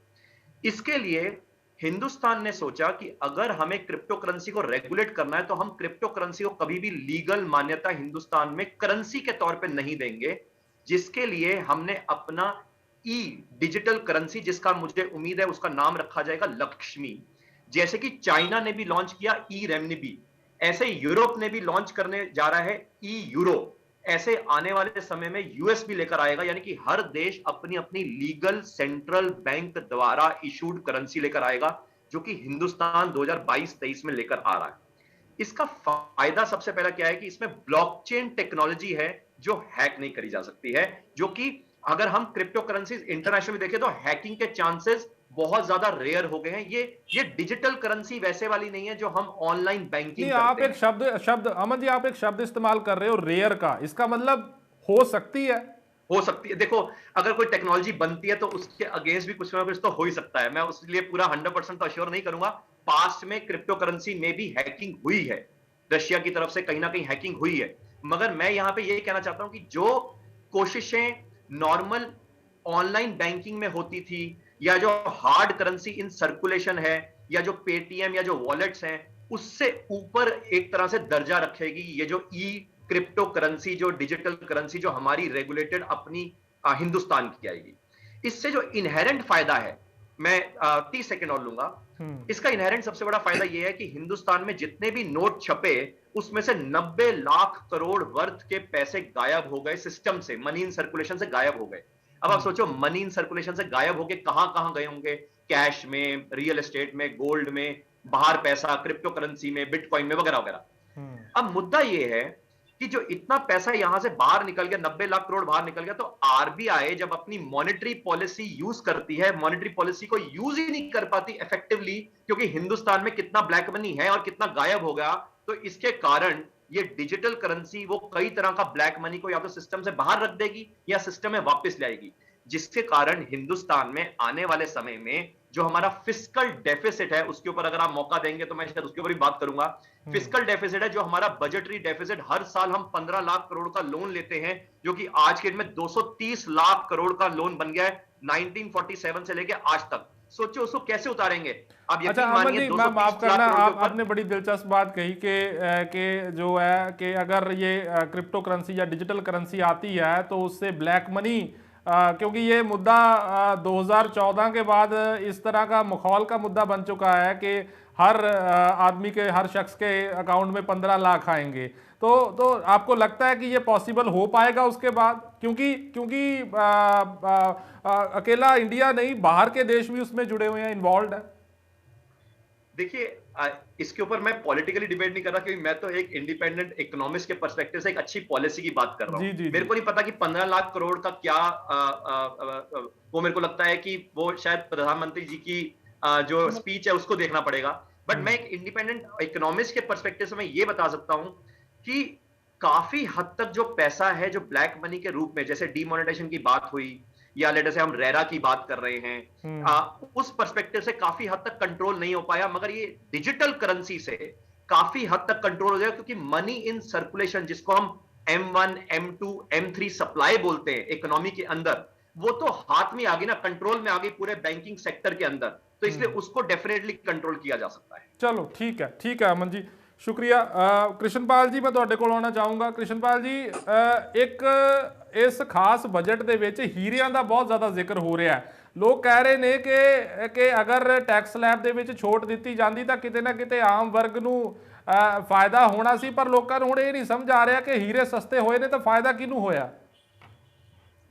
ਬਲਦੀਪ ਜੀ, ਇਹ ਸੇਮ ਗੱਲ ਹੈ ਜਿਹੜੀ ਮੈਂ ਆਪਣੀ ਪਹਿਲੀ ਓਪਨਿੰਗ ਸੈਸ਼ਨ 'ਚ ਮੈਂ ਆਪਣੀ ਗੱਲ 'ਚ ਕਹੀ ਸੀ ਕਿ ਲੋੜ ਹੀਰਿਆਂ ਵਾਲਿਆਂ ਨੂੰ ਫੋਕਸ ਕਰਨ ਦੀ ਨਹੀਂ ਹੈ, ਲੋੜ ਉਸ ਵਰਗ ਨੂੰ ਫੋਕਸ ਕਰਨ ਦੀ ਹੈ ਜੋ ਅੱਜ ਭੁੱਖਾ ਮਰ ਰਿਹਾ। ਅਸੀਂ ਲੌਂਗ ਟਰਮ ਬਜਟ ਦੀ ਗੱਲ ਕਰ ਰਹੇ ਹਾਂ। ਅੱਜ ਕਿਸਾਨ ਦੇ ਬਾਰੇ ਅਸੀਂ ਕੀ ਸੋਚ ਰਹੇ ਹਾਂ, ਸੋਚਣ ਦੀ ਲੋੜ ਸੀ। ਇੱਕ ਥੋੜਾ ਜਿਹਾ ਪ੍ਰੈਕਟੀਕਲ ਹੋਣ ਦੀ ਵੀ ਲੋੜ ਹੈ। ਕਿਸਾਨਾਂ ਨੂੰ ਤੁਸੀਂ ਕਹਿੰਦੇ ਹੋ ਵੀ ਅਸੀਂ ਜੀ ਸਸਤੇ ਸੰਦ ਦੇ ਦਾਂਗੇ, ਉਹ ਮੇਰੇ ਵੀਰ ਨੇ ਮਨਜੀਤ ਸਿੰਘ ਰਾਏ ਨੇ ਬੜੀ ਡਿਟੇਲ ਦੱਸਿਆ ਵੀ ਕਿਸ ਤਰ੍ਹਾਂ ਸਬਸਿਡੀ ਨੇ। ਅੱਜ ਪ੍ਰੈਕਟੀਕਲ ਹੋਣ ਦੀ ਲੋੜ ਹੈ ਕਿ ਕਿਸਾਨ ਤੇ ਤੁਸੀਂ ਇਤਬਾਰ ਕਰੋਗੇ। ਕਿਸਾਨ ਆਪਣੀ ਸੰਦ ਖਰੀਦ ਕੇ ਬਿੱਲ ਤੁਹਾਨੂੰ ਦੇ ਦੇ, ਤੁਸੀਂ ਉਹਨੂੰ ਸਬਸਿਡੀ ਸਿੱਧੀ ਦੇ ਦਿਓ, ਤੁਸੀਂ ਉਹਦੇ ਬਿੱਲ ਤੇ ਸਬਸਿਡੀ ਦੇ ਦਿਓ, ਤਾਂ ਕਿ ਤੁਸੀਂ ਵਿਚੋਲੀ ਖਤਮ ਕਰਨ ਦੀ ਗੱਲ ਕਰਦੇ ਹੋ। ਇਹਦੇ ਤੁਸੀਂ ਵਿਚੋਲੀ ਕਾਹਦੇ ਵਾਸਤੇ ਰੱਖਦੇ ਹੋ? ਦੂਜੀ ਗੱਲ, ਮੇਰੇ ਕਿਸੇ ਵੀ ਵੀਰ ਨੇ ਜਿਸ ਤਰ੍ਹਾਂ ਉਹਨਾਂ ਨੇ ਕਿਹਾ ਵੀ ਮੈਂ ਅਰਥ ਸ਼ਾਸਤਰੀ ਹਾਂ, ਮੈਂ ਪੋਲੀਟੀਕਲ ਨਹੀਂ ਆ, ਇਸ ਤਰ੍ਹਾਂ ਅਸੀਂ ਅਰਥ ਸ਼ਾਸਤਰੀ ਨਹੀਂ ਹੈਗੇ, ਅਸੀਂ ਦੀ ਬਹੁਤੀ ਬਰੀਕੀਆਂ ਨਹੀਂ ਜਾਣਦੇ। ਅਸੀਂ ਤਾਂ ਇੰਨਾ ਜਾਣਦੇ ਹਾਂ ਕਿ ਪ੍ਰੈਕਟੀਕਲ ਹੋਣ ਦੀ ਲੋੜ ਹੈ। ਮੈਨੂੰ, ਮੈਂ ਆਪਣੇ ਦੋਨੋਂ ਵੀਰਾਂ ਨੂੰ ਪੁੱਛਣਾ ਚਾਹੁੰਦਾ, ਅਰਥ ਸ਼ਾਸਤਰੀ ਜੀ ਨੂੰ ਵੀ ਔਰ ਭਾਰਤੀ ਜਨਤਾ ਪਾਰਟੀ ਵਾਲੇ ਨੂੰ, ਜਿਹੜਾ ਮੈਂ ਸਵਾਲ ਪਹਿਲਾਂ ਚੱਕਿਆ ਸੀ ਕਿ ਤੁਸੀਂ ਕਹਿੰਦੇ ਹੋ ਵੀ 48,000 ਕਰੋੜ ਰੁਪਏ 'ਚ ਅਸੀਂ 80 ਲੱਖ ਮਕਾਨ ਬਣਾ ਕੇ ਦੇਣੇ ਆ। ਇਹ ਤੁਸੀਂ ਆਪਣੇ ਹੁਣ ਬਜਟ 'ਚ ਅੱਜ ਕਿਹਾ 80 ਲੱਖ ਬੰਦਿਆਂ ਨੂੰ ਤੁਸੀਂ 1,64,666 ਰੁਪਏ 'ਚ ਮੈਨੂੰ ਸੱਚਾਈ ਦੱਸੋ ਵੀ ਮਕਾਨ ਬਣ ਸਕਦਾ ਹੈ? Is it possible? ਆਪਾਂ ਕਿਉਂ ਐਸੀ ਹਵਾਈ ਗੱਲਾਂ ਕਰਦੇ ਆ? ਸ਼ਰਮਾ ਜੀ, ਇਸੇ ਉੱਪਰ ਰਿਐਕਸ਼ਨ ਲੈਣੇ ਆਪਾਂ ਫਿਰ ਮੈਂ ਤੁਹਾਡੇ ਕੋਲ ਆਉਂਗਾ, ਰਿਐਕਸ਼ਨ ਲੈਣੇ ਆ। ਕਪੂਰ ਸਾਹਿਬ, ਇਹਦੇ ਉੱਪਰ ਰਿਐਕਸ਼ਨ ਦਿਓ, ਜਿਹੜੇ ਇਹਨਾਂ ਨੇ ਪਹਿਲਾਂ ਵੀ ਜ਼ਿਕਰ ਕੀਤਾ ਇਸ ਚੀਜ਼ ਦਾ।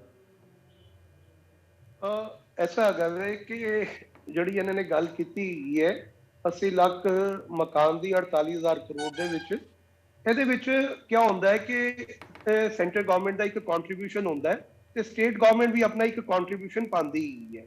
ਕੋਈ ਵੀ ਸੈਂਟਰ ਗਵਰਨਮੈਂਟ ਕੋਈ ਸਕੀਮ ਜਦੋਂ ਲਾਂਚ ਕਰਦੀ ਹੈ ਨਾ, ਉਹਦੇ ਵਿੱਚ ਸਟੇਟ ਗਵਰਨਮੈਂਟ ਦਾ ਵੀ ਕੰਟਰੀਬਿਊਸ਼ਨ ਹੁੰਦਾ ਹੈ ਜਿਹੜਾ ਉਹਨਾਂ ਨੂੰ ਪਾਣਾ ਪੈਂਦਾ ਹੈ, ਤਾਂ ਕਿ ਇਹਦੀ ਡਿਟੇਲਸ ਬਾਅਦ ਦੇ ਵਿੱਚੋਂ ਵੀ ਵਰਕਆਊਟ ਕੀਤੀਆਂ ਜਾ ਸਕਦੀਆਂ। ਸਵਾਲ ਹੈਗਾ ਵੇ ਕਿ ਦੇਖੋ, ਮੈਂ ਫਿਰ ਗੱਲ ਕਰ ਰਿਹਾ, ਇਹ ਕੋਈ ਪਾਰਟਿਕੂਲਰਲੀ ਇੱਕ ਸੈਗਮੈਂਟ ਦਾ ਬਜਟ ਨਹੀਂ ਹੈ, ਪੂਰੇ ਦੇਸ਼ ਦਾ ਬਜਟ ਹੈਗਾ। ਪੂਰੇ ਦੇਸ਼ ਨੂੰ ਆਪਾਂ ਕਿਸ ਤਰੀਕੇ ਡਿਵੈਲਪ ਕਰਨਾ ਹੈਗਾ ਵੈ, ਉਹਦੇ ਮੱਦੇ ਨਜ਼ਰ ਹਰ ਚੀਜ਼, ਹਰ ਪਾਲਿਸੀ ਨੂੰ ਪਾਰਟੀ ਨੂੰ, ਵਿੱਤ ਮੰਤਰੀ ਨੂੰ ਬਣਾਉਣਾ ਪੈਂਦਾ ਹੈਗਾ ਵੈ। ਤੁਸੀਂ ਇਹ ਦੇਖੋ ਕਿ ਅੱਜ ਪੈਟਰੋਲ ਡੀਜ਼ਲ ਮਹਿੰਗਾ ਹੈ, ਅੱਜ ਇਲੈਕਟ੍ਰੋਨਿਕ ਵਹੀਕਲਸ ਦੀ ਗੱਲ ਆਉਂਦੀ ਪਈ ਹੈ। ਇਲੈਕਟ੍ਰੋਨਿਕ ਵਹੀਕਲਸ ਨੂੰ ਪ੍ਰਮੋਟ ਕਰਨ ਲਈ ਵਿੱਤ ਮੰਤਰੀ ਜੀ ਨੇ ਅੱਜ ਬੈਟਰੀ ਸਵੈਪਿੰਗ ਪਾਲਿਸੀ ਦਾ ਐਲਾਨ ਕੀਤਾ ਹੈਗਾ ਕਿ ਬੈਟਰੀ ਸਵੈਪਿੰਗ ਪਾਲਿਸੀ ਬਣਾਈ ਜਾਏਗੀ, ਜਿਹਦੇ ਨਾਲ ਇਲੈਕਟ੍ਰੋਨਿਕ ਵਹੀਕਲਸ ਦੀ ਪ੍ਰਮੋਸ਼ਨ ਹੋਏਗੀ ਔਰ ਇੱਕ ਕਲੀਨ એનર્ਜੀ ਨੂੰ ਪ੍ਰਮੋਟ ਕੀਤਾ ਜਾਏਗਾ। ਸੋ ਕਈ ਚੀਜ਼ਾਂ ਇਸ ਬਜਟ ਦੇ ਵਿੱਚ ਅੱਜ ਪਹਿਲੀ ਵਾਰੀ ਆਈਆਂ ਹੋਈਆਂ ਹੈ। ਐਜੂਕੇਸ਼ਨ ਦੀ ਗੱਲ ਕਰੀਏ, 200 ਨਵੇਂ ਟੀਵੀ ਚੈਨਲ ਦੀ ਉਹਨਾਂ ਨੇ ਗੱਲ ਕੀਤੀ ਹੈ ਕਿ ਐਜੂਕੇਸ਼ਨ ਨੂੰ ਪ੍ਰਮੋਟ ਕਰਨ ਲਈ ਰੀਜਨਲ ਲੈਂਗੁਏਜ ਦੇ ਵਿੱਚ ਆਪਾਂ 200 ਨਵੇਂ ਟੀਵੀ ਚੈਨਲ ਲਾਂਚ ਕਰਾਂਗੇ। ਜਿਹਦੇ ਨਾਲ ਕਪੂਰ ਐਜੂਕੇਸ਼ਨ ਨੂੰ ਕਪੂਰ ਸਹੀ ਸਾਹਿਬ ਢੰਗ ਨਾਲ ਪ੍ਰਮੋਟ ਅੱਜ ਕੀਤਾ ਜੋ ਖਜ਼ਾਨਾ ਮੰਤਰੀ ਜਿਸ ਵੇਲੇ ਬੋਲ ਰਹੇ ਸੀ ਉਸ ਵੇਲੇ ਉਹਨਾਂ ਨੇ ਜ਼ਿਕਰ ਕੀਤਾ ਕਿ ਰਿਕਾਰਡ ਕਲੈਕਸ਼ਨ ਹੋਈ ਹੈ ਜੀਐਸਟੀ ਦੀ ਜਨਵਰੀ ਦੇ ਮਹੀਨੇ ਦੇ ਵਿੱਚ, ਇਸ ਚੀਜ਼ ਦਾ ਜ਼ਿਕਰ ਕਰਦੇ ਹੋਏ ਨਜ਼ਰ ਆਏ ਨੇ। ਅਗਰ ਰਿਕਾਰਡ, ਮੇਰਾ ਸਵਾਲ ਇੰਨਾ ਕੁ ਹੈ ਕਿ ਅਗਰ ਰਿਕਾਰਡ ਕਲੈਕਸ਼ਨ ਹੋਈ ਹੈ ਤਾਂ ਆਮ ਇਨਸਾਨ ਜੋ ਕਿ ਸਿੱਧਾ ਸਿੱਧਾ ਟੈਕਸ ਲੈਬ ਨਾਲ ਜੁੜਿਆ ਹੁੰਦਾ ਹੈ ਉਸ ਦੇ ਵਿੱਚ ਸਰਕਾਰ ਨੂੰ ਕੁਝ ਰਾਹਤ ਦੇਣੀ ਚਾਹੀਦੀ ਸੀ। ਤੁਸੀਂ ਇੱਕ ਗੱਲ ਦੇਖੋ ਕਿ ਜਿਹੜੇ ਪਿਛਲੇ 2 ਸਾਲ ਸਾਡੀ ਕੰਟਰੀ ਦੇ ਬੀਤੇ ਹੈ ਨਾ, ਆਪਾਂ ਕੋਵਿਡ ਮਹਾਮਾਰੀ ਨਾਲ ਲੜੇ ਆ ਔਰ ਸਰਕਾਰ ਨੇ ਕਿੰਨੇ ਅੱਛੇ ਢੰਗ ਨਾਲ ਸਾਰੀ ਡਿਫਿਕਲਟ ਸਿਚੁਏਸ਼ਨਸ ਨੂੰ ਹੈਂਡਲ ਕੀਤਾ ਹੈ। ਜੇ ਤੁਸੀਂ ਵਰਲਡ ਦੁਨੀਆ ਵੱਲ ਨਜ਼ਰ ਮਾਰੋ ਨਾ, ਤੁਹਾਨੂੰ ਪਤਾ ਲੱਗੇਗਾ ਵਰਲਡ ਦੀ ਕਈ ਇਕਨੋਮੀਆਂ ਅੱਜ ਇਹ ਕੋਵਿਡ ਮਹਾਮਾਰੀ ਦੇ ਚੱਕਰ ਦੇ ਵਿੱਚ ਹਿੱਲ ਗਈਆਂ ਵੈ, ਪਰ ਅੱਜ ਸਾਡੀ ਕੰਟਰੀ ਦਾ ਜਿਹੜਾ ਗਰੋਥ ਰੇਟ ਹੈ ਇੰਨਾ ਅੱਛਾ ਆ ਗਿਆ ਕੋਵਿਡ ਦੀ ਮਹਾਮਾਰੀ ਤੋਂ ਬਾਅਦ ਵੀ। ਇਸ ਕੋਵਿਡ ਮਹਾਮਾਰੀ ਦੇ ਦੌਰਾਨ ਲੋਕਾਂ ਨੂੰ ਇਹਨਾਂ ਰਾਸ਼ਨ ਤੱਕ ਸਰਕਾਰ ਨੇ ਪ੍ਰੋਵਾਈਡ ਕੀਤਾ ਹੈ। ਫਿਰ ਤੁਸੀਂ ਦੇਖੋ ECLGS ਸਕੀਮ ਇੰਡਸਟਰੀ ਲਈ ਜਿਹੜੀ ਮਾਰਚ 22 ਤੱਕ ਹੈਗੀ ਸੀ ਕਿ ਜਿਸ ਤਰ੍ਹਾਂ ਇੰਡਸਟਰੀ ਨੂੰ ਐਕਸਟਰਾ ਬੈਨੀਫਿਟ, ਐਕਸਟਰਾ ਕੈਸ਼ ਮਿਲ ਸਕੇ, ਪੈਸਾ ਮਿਲ ਸਕੇ ਕਿ ਉਹ ਆਪਣੇ ਵਪਾਰ ਨੂੰ ਸਹੀ ਢੰਗ ਨਾਲ ਚਲਾ ਸਕੇ। ਇਸ ਬਜਟ ਸਰਕਾਰ ਨੇ ਉਹਨੂੰ ਮਾਰਚ 23 ਤੱਕ ਐਕਸਟੈਂਡ ਕਰ ਦਿੱਤਾ ਹੈਗਾ ਵਾ। ਫਿਰ ਨਵੀਂ ਮੈਨੂਫੈਕਚਰਿੰਗ ਕੰਪਨੀਆਂ ਜਿਨ੍ਹਾਂ ਨੇ ਆਪਣੀ ਪ੍ਰੋਡਕਸ਼ਨ ਮਾਰਚ 23 ਤੱਕ ਸਟਾਰਟ ਕਰਨੀ ਸੀ, ਜਿਨ੍ਹਾਂ ਨੂੰ 15% ਟੈਕਸ ਲੱਗਣਾ ਸੀ, ਉਹਨੂੰ ਵਧਾ ਕੇ ਵੀ ਬੇਸਿਕਲੀ ਮਾਰਚ 24 ਤੱਕ ਕਰ ਦਿੱਤਾ ਹੈਗਾ ਵਾ। ਇੱਕ ਰਾਸ਼ਟਰ ਇੱਕ ਰਜਿਸਟ੍ਰੇਸ਼ਨ, ਉਹ ਸਾਡੀ ਰਜਿਸਟ੍ਰੇਸ਼ਨ MSME ਇੰਡਸਟਰੀਜ਼ ਨੂੰ ਉਦਯਮ ਦੇ ਅੰਦਰ ਕਰਾਣੀ ਪੈਂਦੀ ਸੀ, ਈਸ਼ਰਮ ਦੇ ਅੰਦਰ ਕਰਾਣੀ ਪੈਂਦੀ ਸੀ, NCS ਅਸੀਮ ਪੋਰਟਲ ਅਲੱਗ-ਅਲੱਗ ਜਗ੍ਹਾ ਕਰਾਣੀ ਪੈਂਦੀ ਸੀ। ਅੱਜ ਵਿੱਤ ਮੰਤਰੀ ਜੀ ਨੇ ਇਹ ਵੀ ਕਹਿ ਦਿੱਤਾ ਕਿ ਇੱਕ ਜਗ੍ਹਾ ਵੀ ਤੁਸੀਂ ਰਜਿਸਟ੍ਰੇਸ਼ਨ ਆਪਣੀ ਕਰਾ ਲਓਗੇ, ਬਾਕੀ ਜਗ੍ਹਾ ਤੇ ਰਜਿਸਟ੍ਰੇਸ਼ਨ ਆਟੋਮੈਟਿਕਲੀ ਹੋ ਜਾਏਗੀ। ਸਰਕਾਰ ਦੇਖੋ ਨਵੀਂ ਤੋਂ ਨਵੀਂ ਚੀਜ਼ਾਂ ਲੈ ਕੇ ਆ ਰਹੀ ਹੈ, ਹਰ ਚੀਜ਼ ਨੂੰ ਡਿਜੀਟਾਈਜ਼ ਕਰਨ ਦੀ ਕੋਸ਼ਿਸ਼ ਕਰਦੀ ਪਈ ਹੈ ਔਰ ਜ਼ਿਆਦਾ ਤੋਂ ਜ਼ਿਆਦਾ ਸਹੂਲਤਾਂ ਦੇਣੀ ਚਾਹੁੰਦੀ ਹੈ। ਚਲੋ ਠੀਕ ਹੈ ਕਪੂਰ ਸਾਹਿਬ, ਰਿਐਕਸ਼ਨ ਦੋ ਕ੍ਰਿਸ਼ਨਪਾਲ ਜੀ 30 ਸੈਕਿੰਡ, ਫਿਰ ਮੈਂ ਰਾਏ ਸਾਹਿਬ ਕੋਲ ਆਉਂਗਾ। ਬਲਜੀਤ ਜੀ, ਮੈਂ ਪਹਿਲਾਂ ਵੀ ਬੇਨਤੀ ਕੀਤੀ ਸੀ ਵੀ ਬਜਟ ਕੋਈ ਆਪਸੀ ਤੂਤੂ ਮਹਿਮਾ ਦਾ ਬਜਟ ਨਹੀਂ ਹੋਣਾ ਚਾਹੀਦਾ, ਪਰੰਤੂ ਪ੍ਰੈਕਟੀਕਲ ਜ਼ਮੀਨੀ ਹਕੀਕਤ ਤੋਂ ਜ਼ਰੂਰ ਉਹ ਜੁੜਿਆ ਹੋਣਾ ਚਾਹੀਦਾ। ਮੇਰੇ ਵੀਰ ਨੇ ਕਿਹਾ ਕਿ ਉਹਨਾਂ ਨੇ ਆਪਣਾ 1,66,000 ਹੀ ਪਾਣਾ। ਮੈਂ ਕਹਿੰਦਾ ਜੀ 1,66,000 ਸਟੇਟ ਗਵਰਨਮੈਂਟ ਵੀ ਪਾ ਦੇਵੇ, ਜੇ 1,66,000 ਸਟੇਟ ਗਵਰਨਮੈਂਟ ਵੀ ਪਾ ਦੇਵੇ ਤਾਂ ਵੀ ਮਕਾਨ ਨਹੀਂ ਬਣਦੇ। ਆਪਾਂ ਜ਼ਮੀਨੀ ਹਕੀਕਤ ਨੂੰ ਸਮਝਣ ਤੋਂ ਕਿਉਂ ਮੁਨਕਰ ਹੋ ਰਹੇ ਹਾਂ। ਡਿਜੀਟਲ ਕਰੰਸੀ ਦੇ ਬਾਰੇ ਜਿਸ ਤਰ੍ਹਾਂ ਮੇਰੇ ਵੀਰ ਨੇ ਕਿਹਾ ਕਿ ਡਿਜੀਟਲ ਕਰੰਸੀ ਬਾਰੇ ਇਹ ਨਹੀਂ ਪਤਾ ਵੀ ਉਹ ਲੀਗਲ ਹੈ ਕਿ ਇਲੀਗਲ ਹੈ। ਟੈਕਸ ਲੈਣ ਨੂੰ ਆਪਾਂ ਤਿਆਰ ਹਾਂ ਉਹਦੇ ਤੇ 30%, ਪਰ ਲੋਕਾਂ ਨੂੰ ਇਹ ਕਲੈਰਿਟੀ ਦੇਣ ਨੂੰ ਅਸੀਂ ਤਿਆਰ ਨਹੀਂ ਵੀ ਉਹ ਲੀਗਲ ਹੈ ਕਿ ਇਲੀਗਲ ਹੈ। ਤੁਸੀਂ ਜਿਹੜੀ ਆਮਦਨ ਬਜਟ ਦਾ ਜਿਹੜਾ ਕੰਮ ਹੈ, ਬਜਟ ਤੁਸੀਂ ਲੋਕਾਂ ਦੀ, ਮੇਰਾ ਬੀਜੇਪੀ ਵਾਲੇ ਸਾਥੀ ਮੇਰੇ ਕਹਿ ਰਹੇ ਸੀ ਸੰਜੇ ਕਪੂਰ ਜੀ ਕਿ ਦੇਸ਼ ਦਾ ਬਜਟ ਹੈ, ਇਹਨੂੰ ਇੱਕ ਪੱਖ ਤੋਂ ਨਹੀਂ ਦੇਖਿਆ ਜਾਣਾ ਚਾਹੀਦਾ। ਦੇਸ਼ ਕੀ ਹੈ? ਦੇਸ਼ ਲੋਕਾਂ ਨਾਲ ਬਣਦਾ ਹੈ।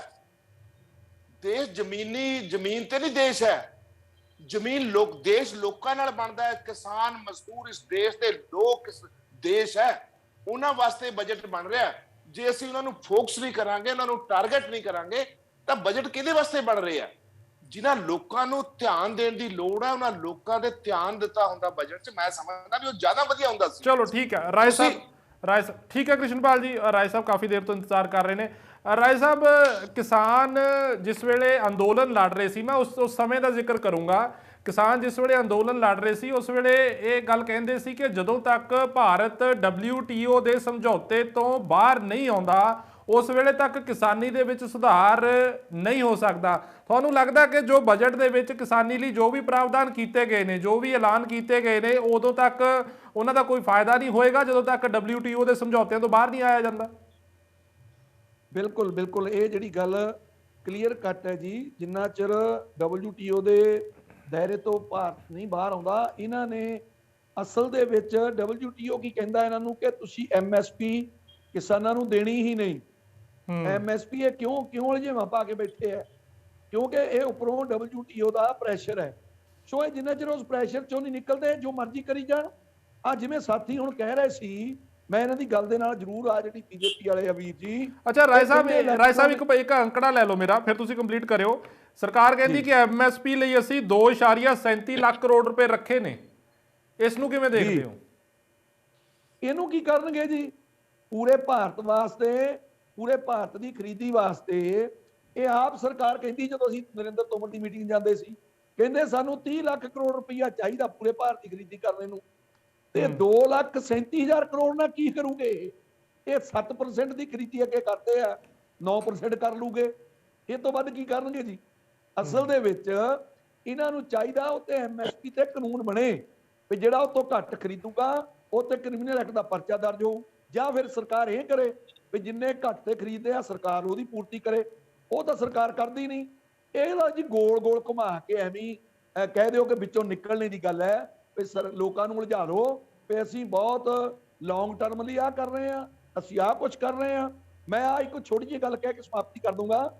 ਇਹਨਾਂ ਨੇ ਹੁਣੇ ਕਿਹਾ ਸਾਥੀ ਨੇ, ਬੀਜੇਪੀ ਵਾਲੇ ਨੇ, ਕਿ ਭਾਈ ਇਲੈਕਟ੍ਰੋਨਿਕ ਸਿਸਟਮ ਲਿਆਉਣਾ ਚਾਹੁੰਦੇ ਆ ਤਾਂ ਕਿ ਡੀਜ਼ਲ ਪੈਟਰੋਲ ਦੀ ਕੀਮਤ ਜਿਹੜੀ ਬਹੁਤ ਵੱਧ ਗਈ। ਉਹ ਭਾਈ ਵਧਾਈ ਕਿਹਨੇ ਆ?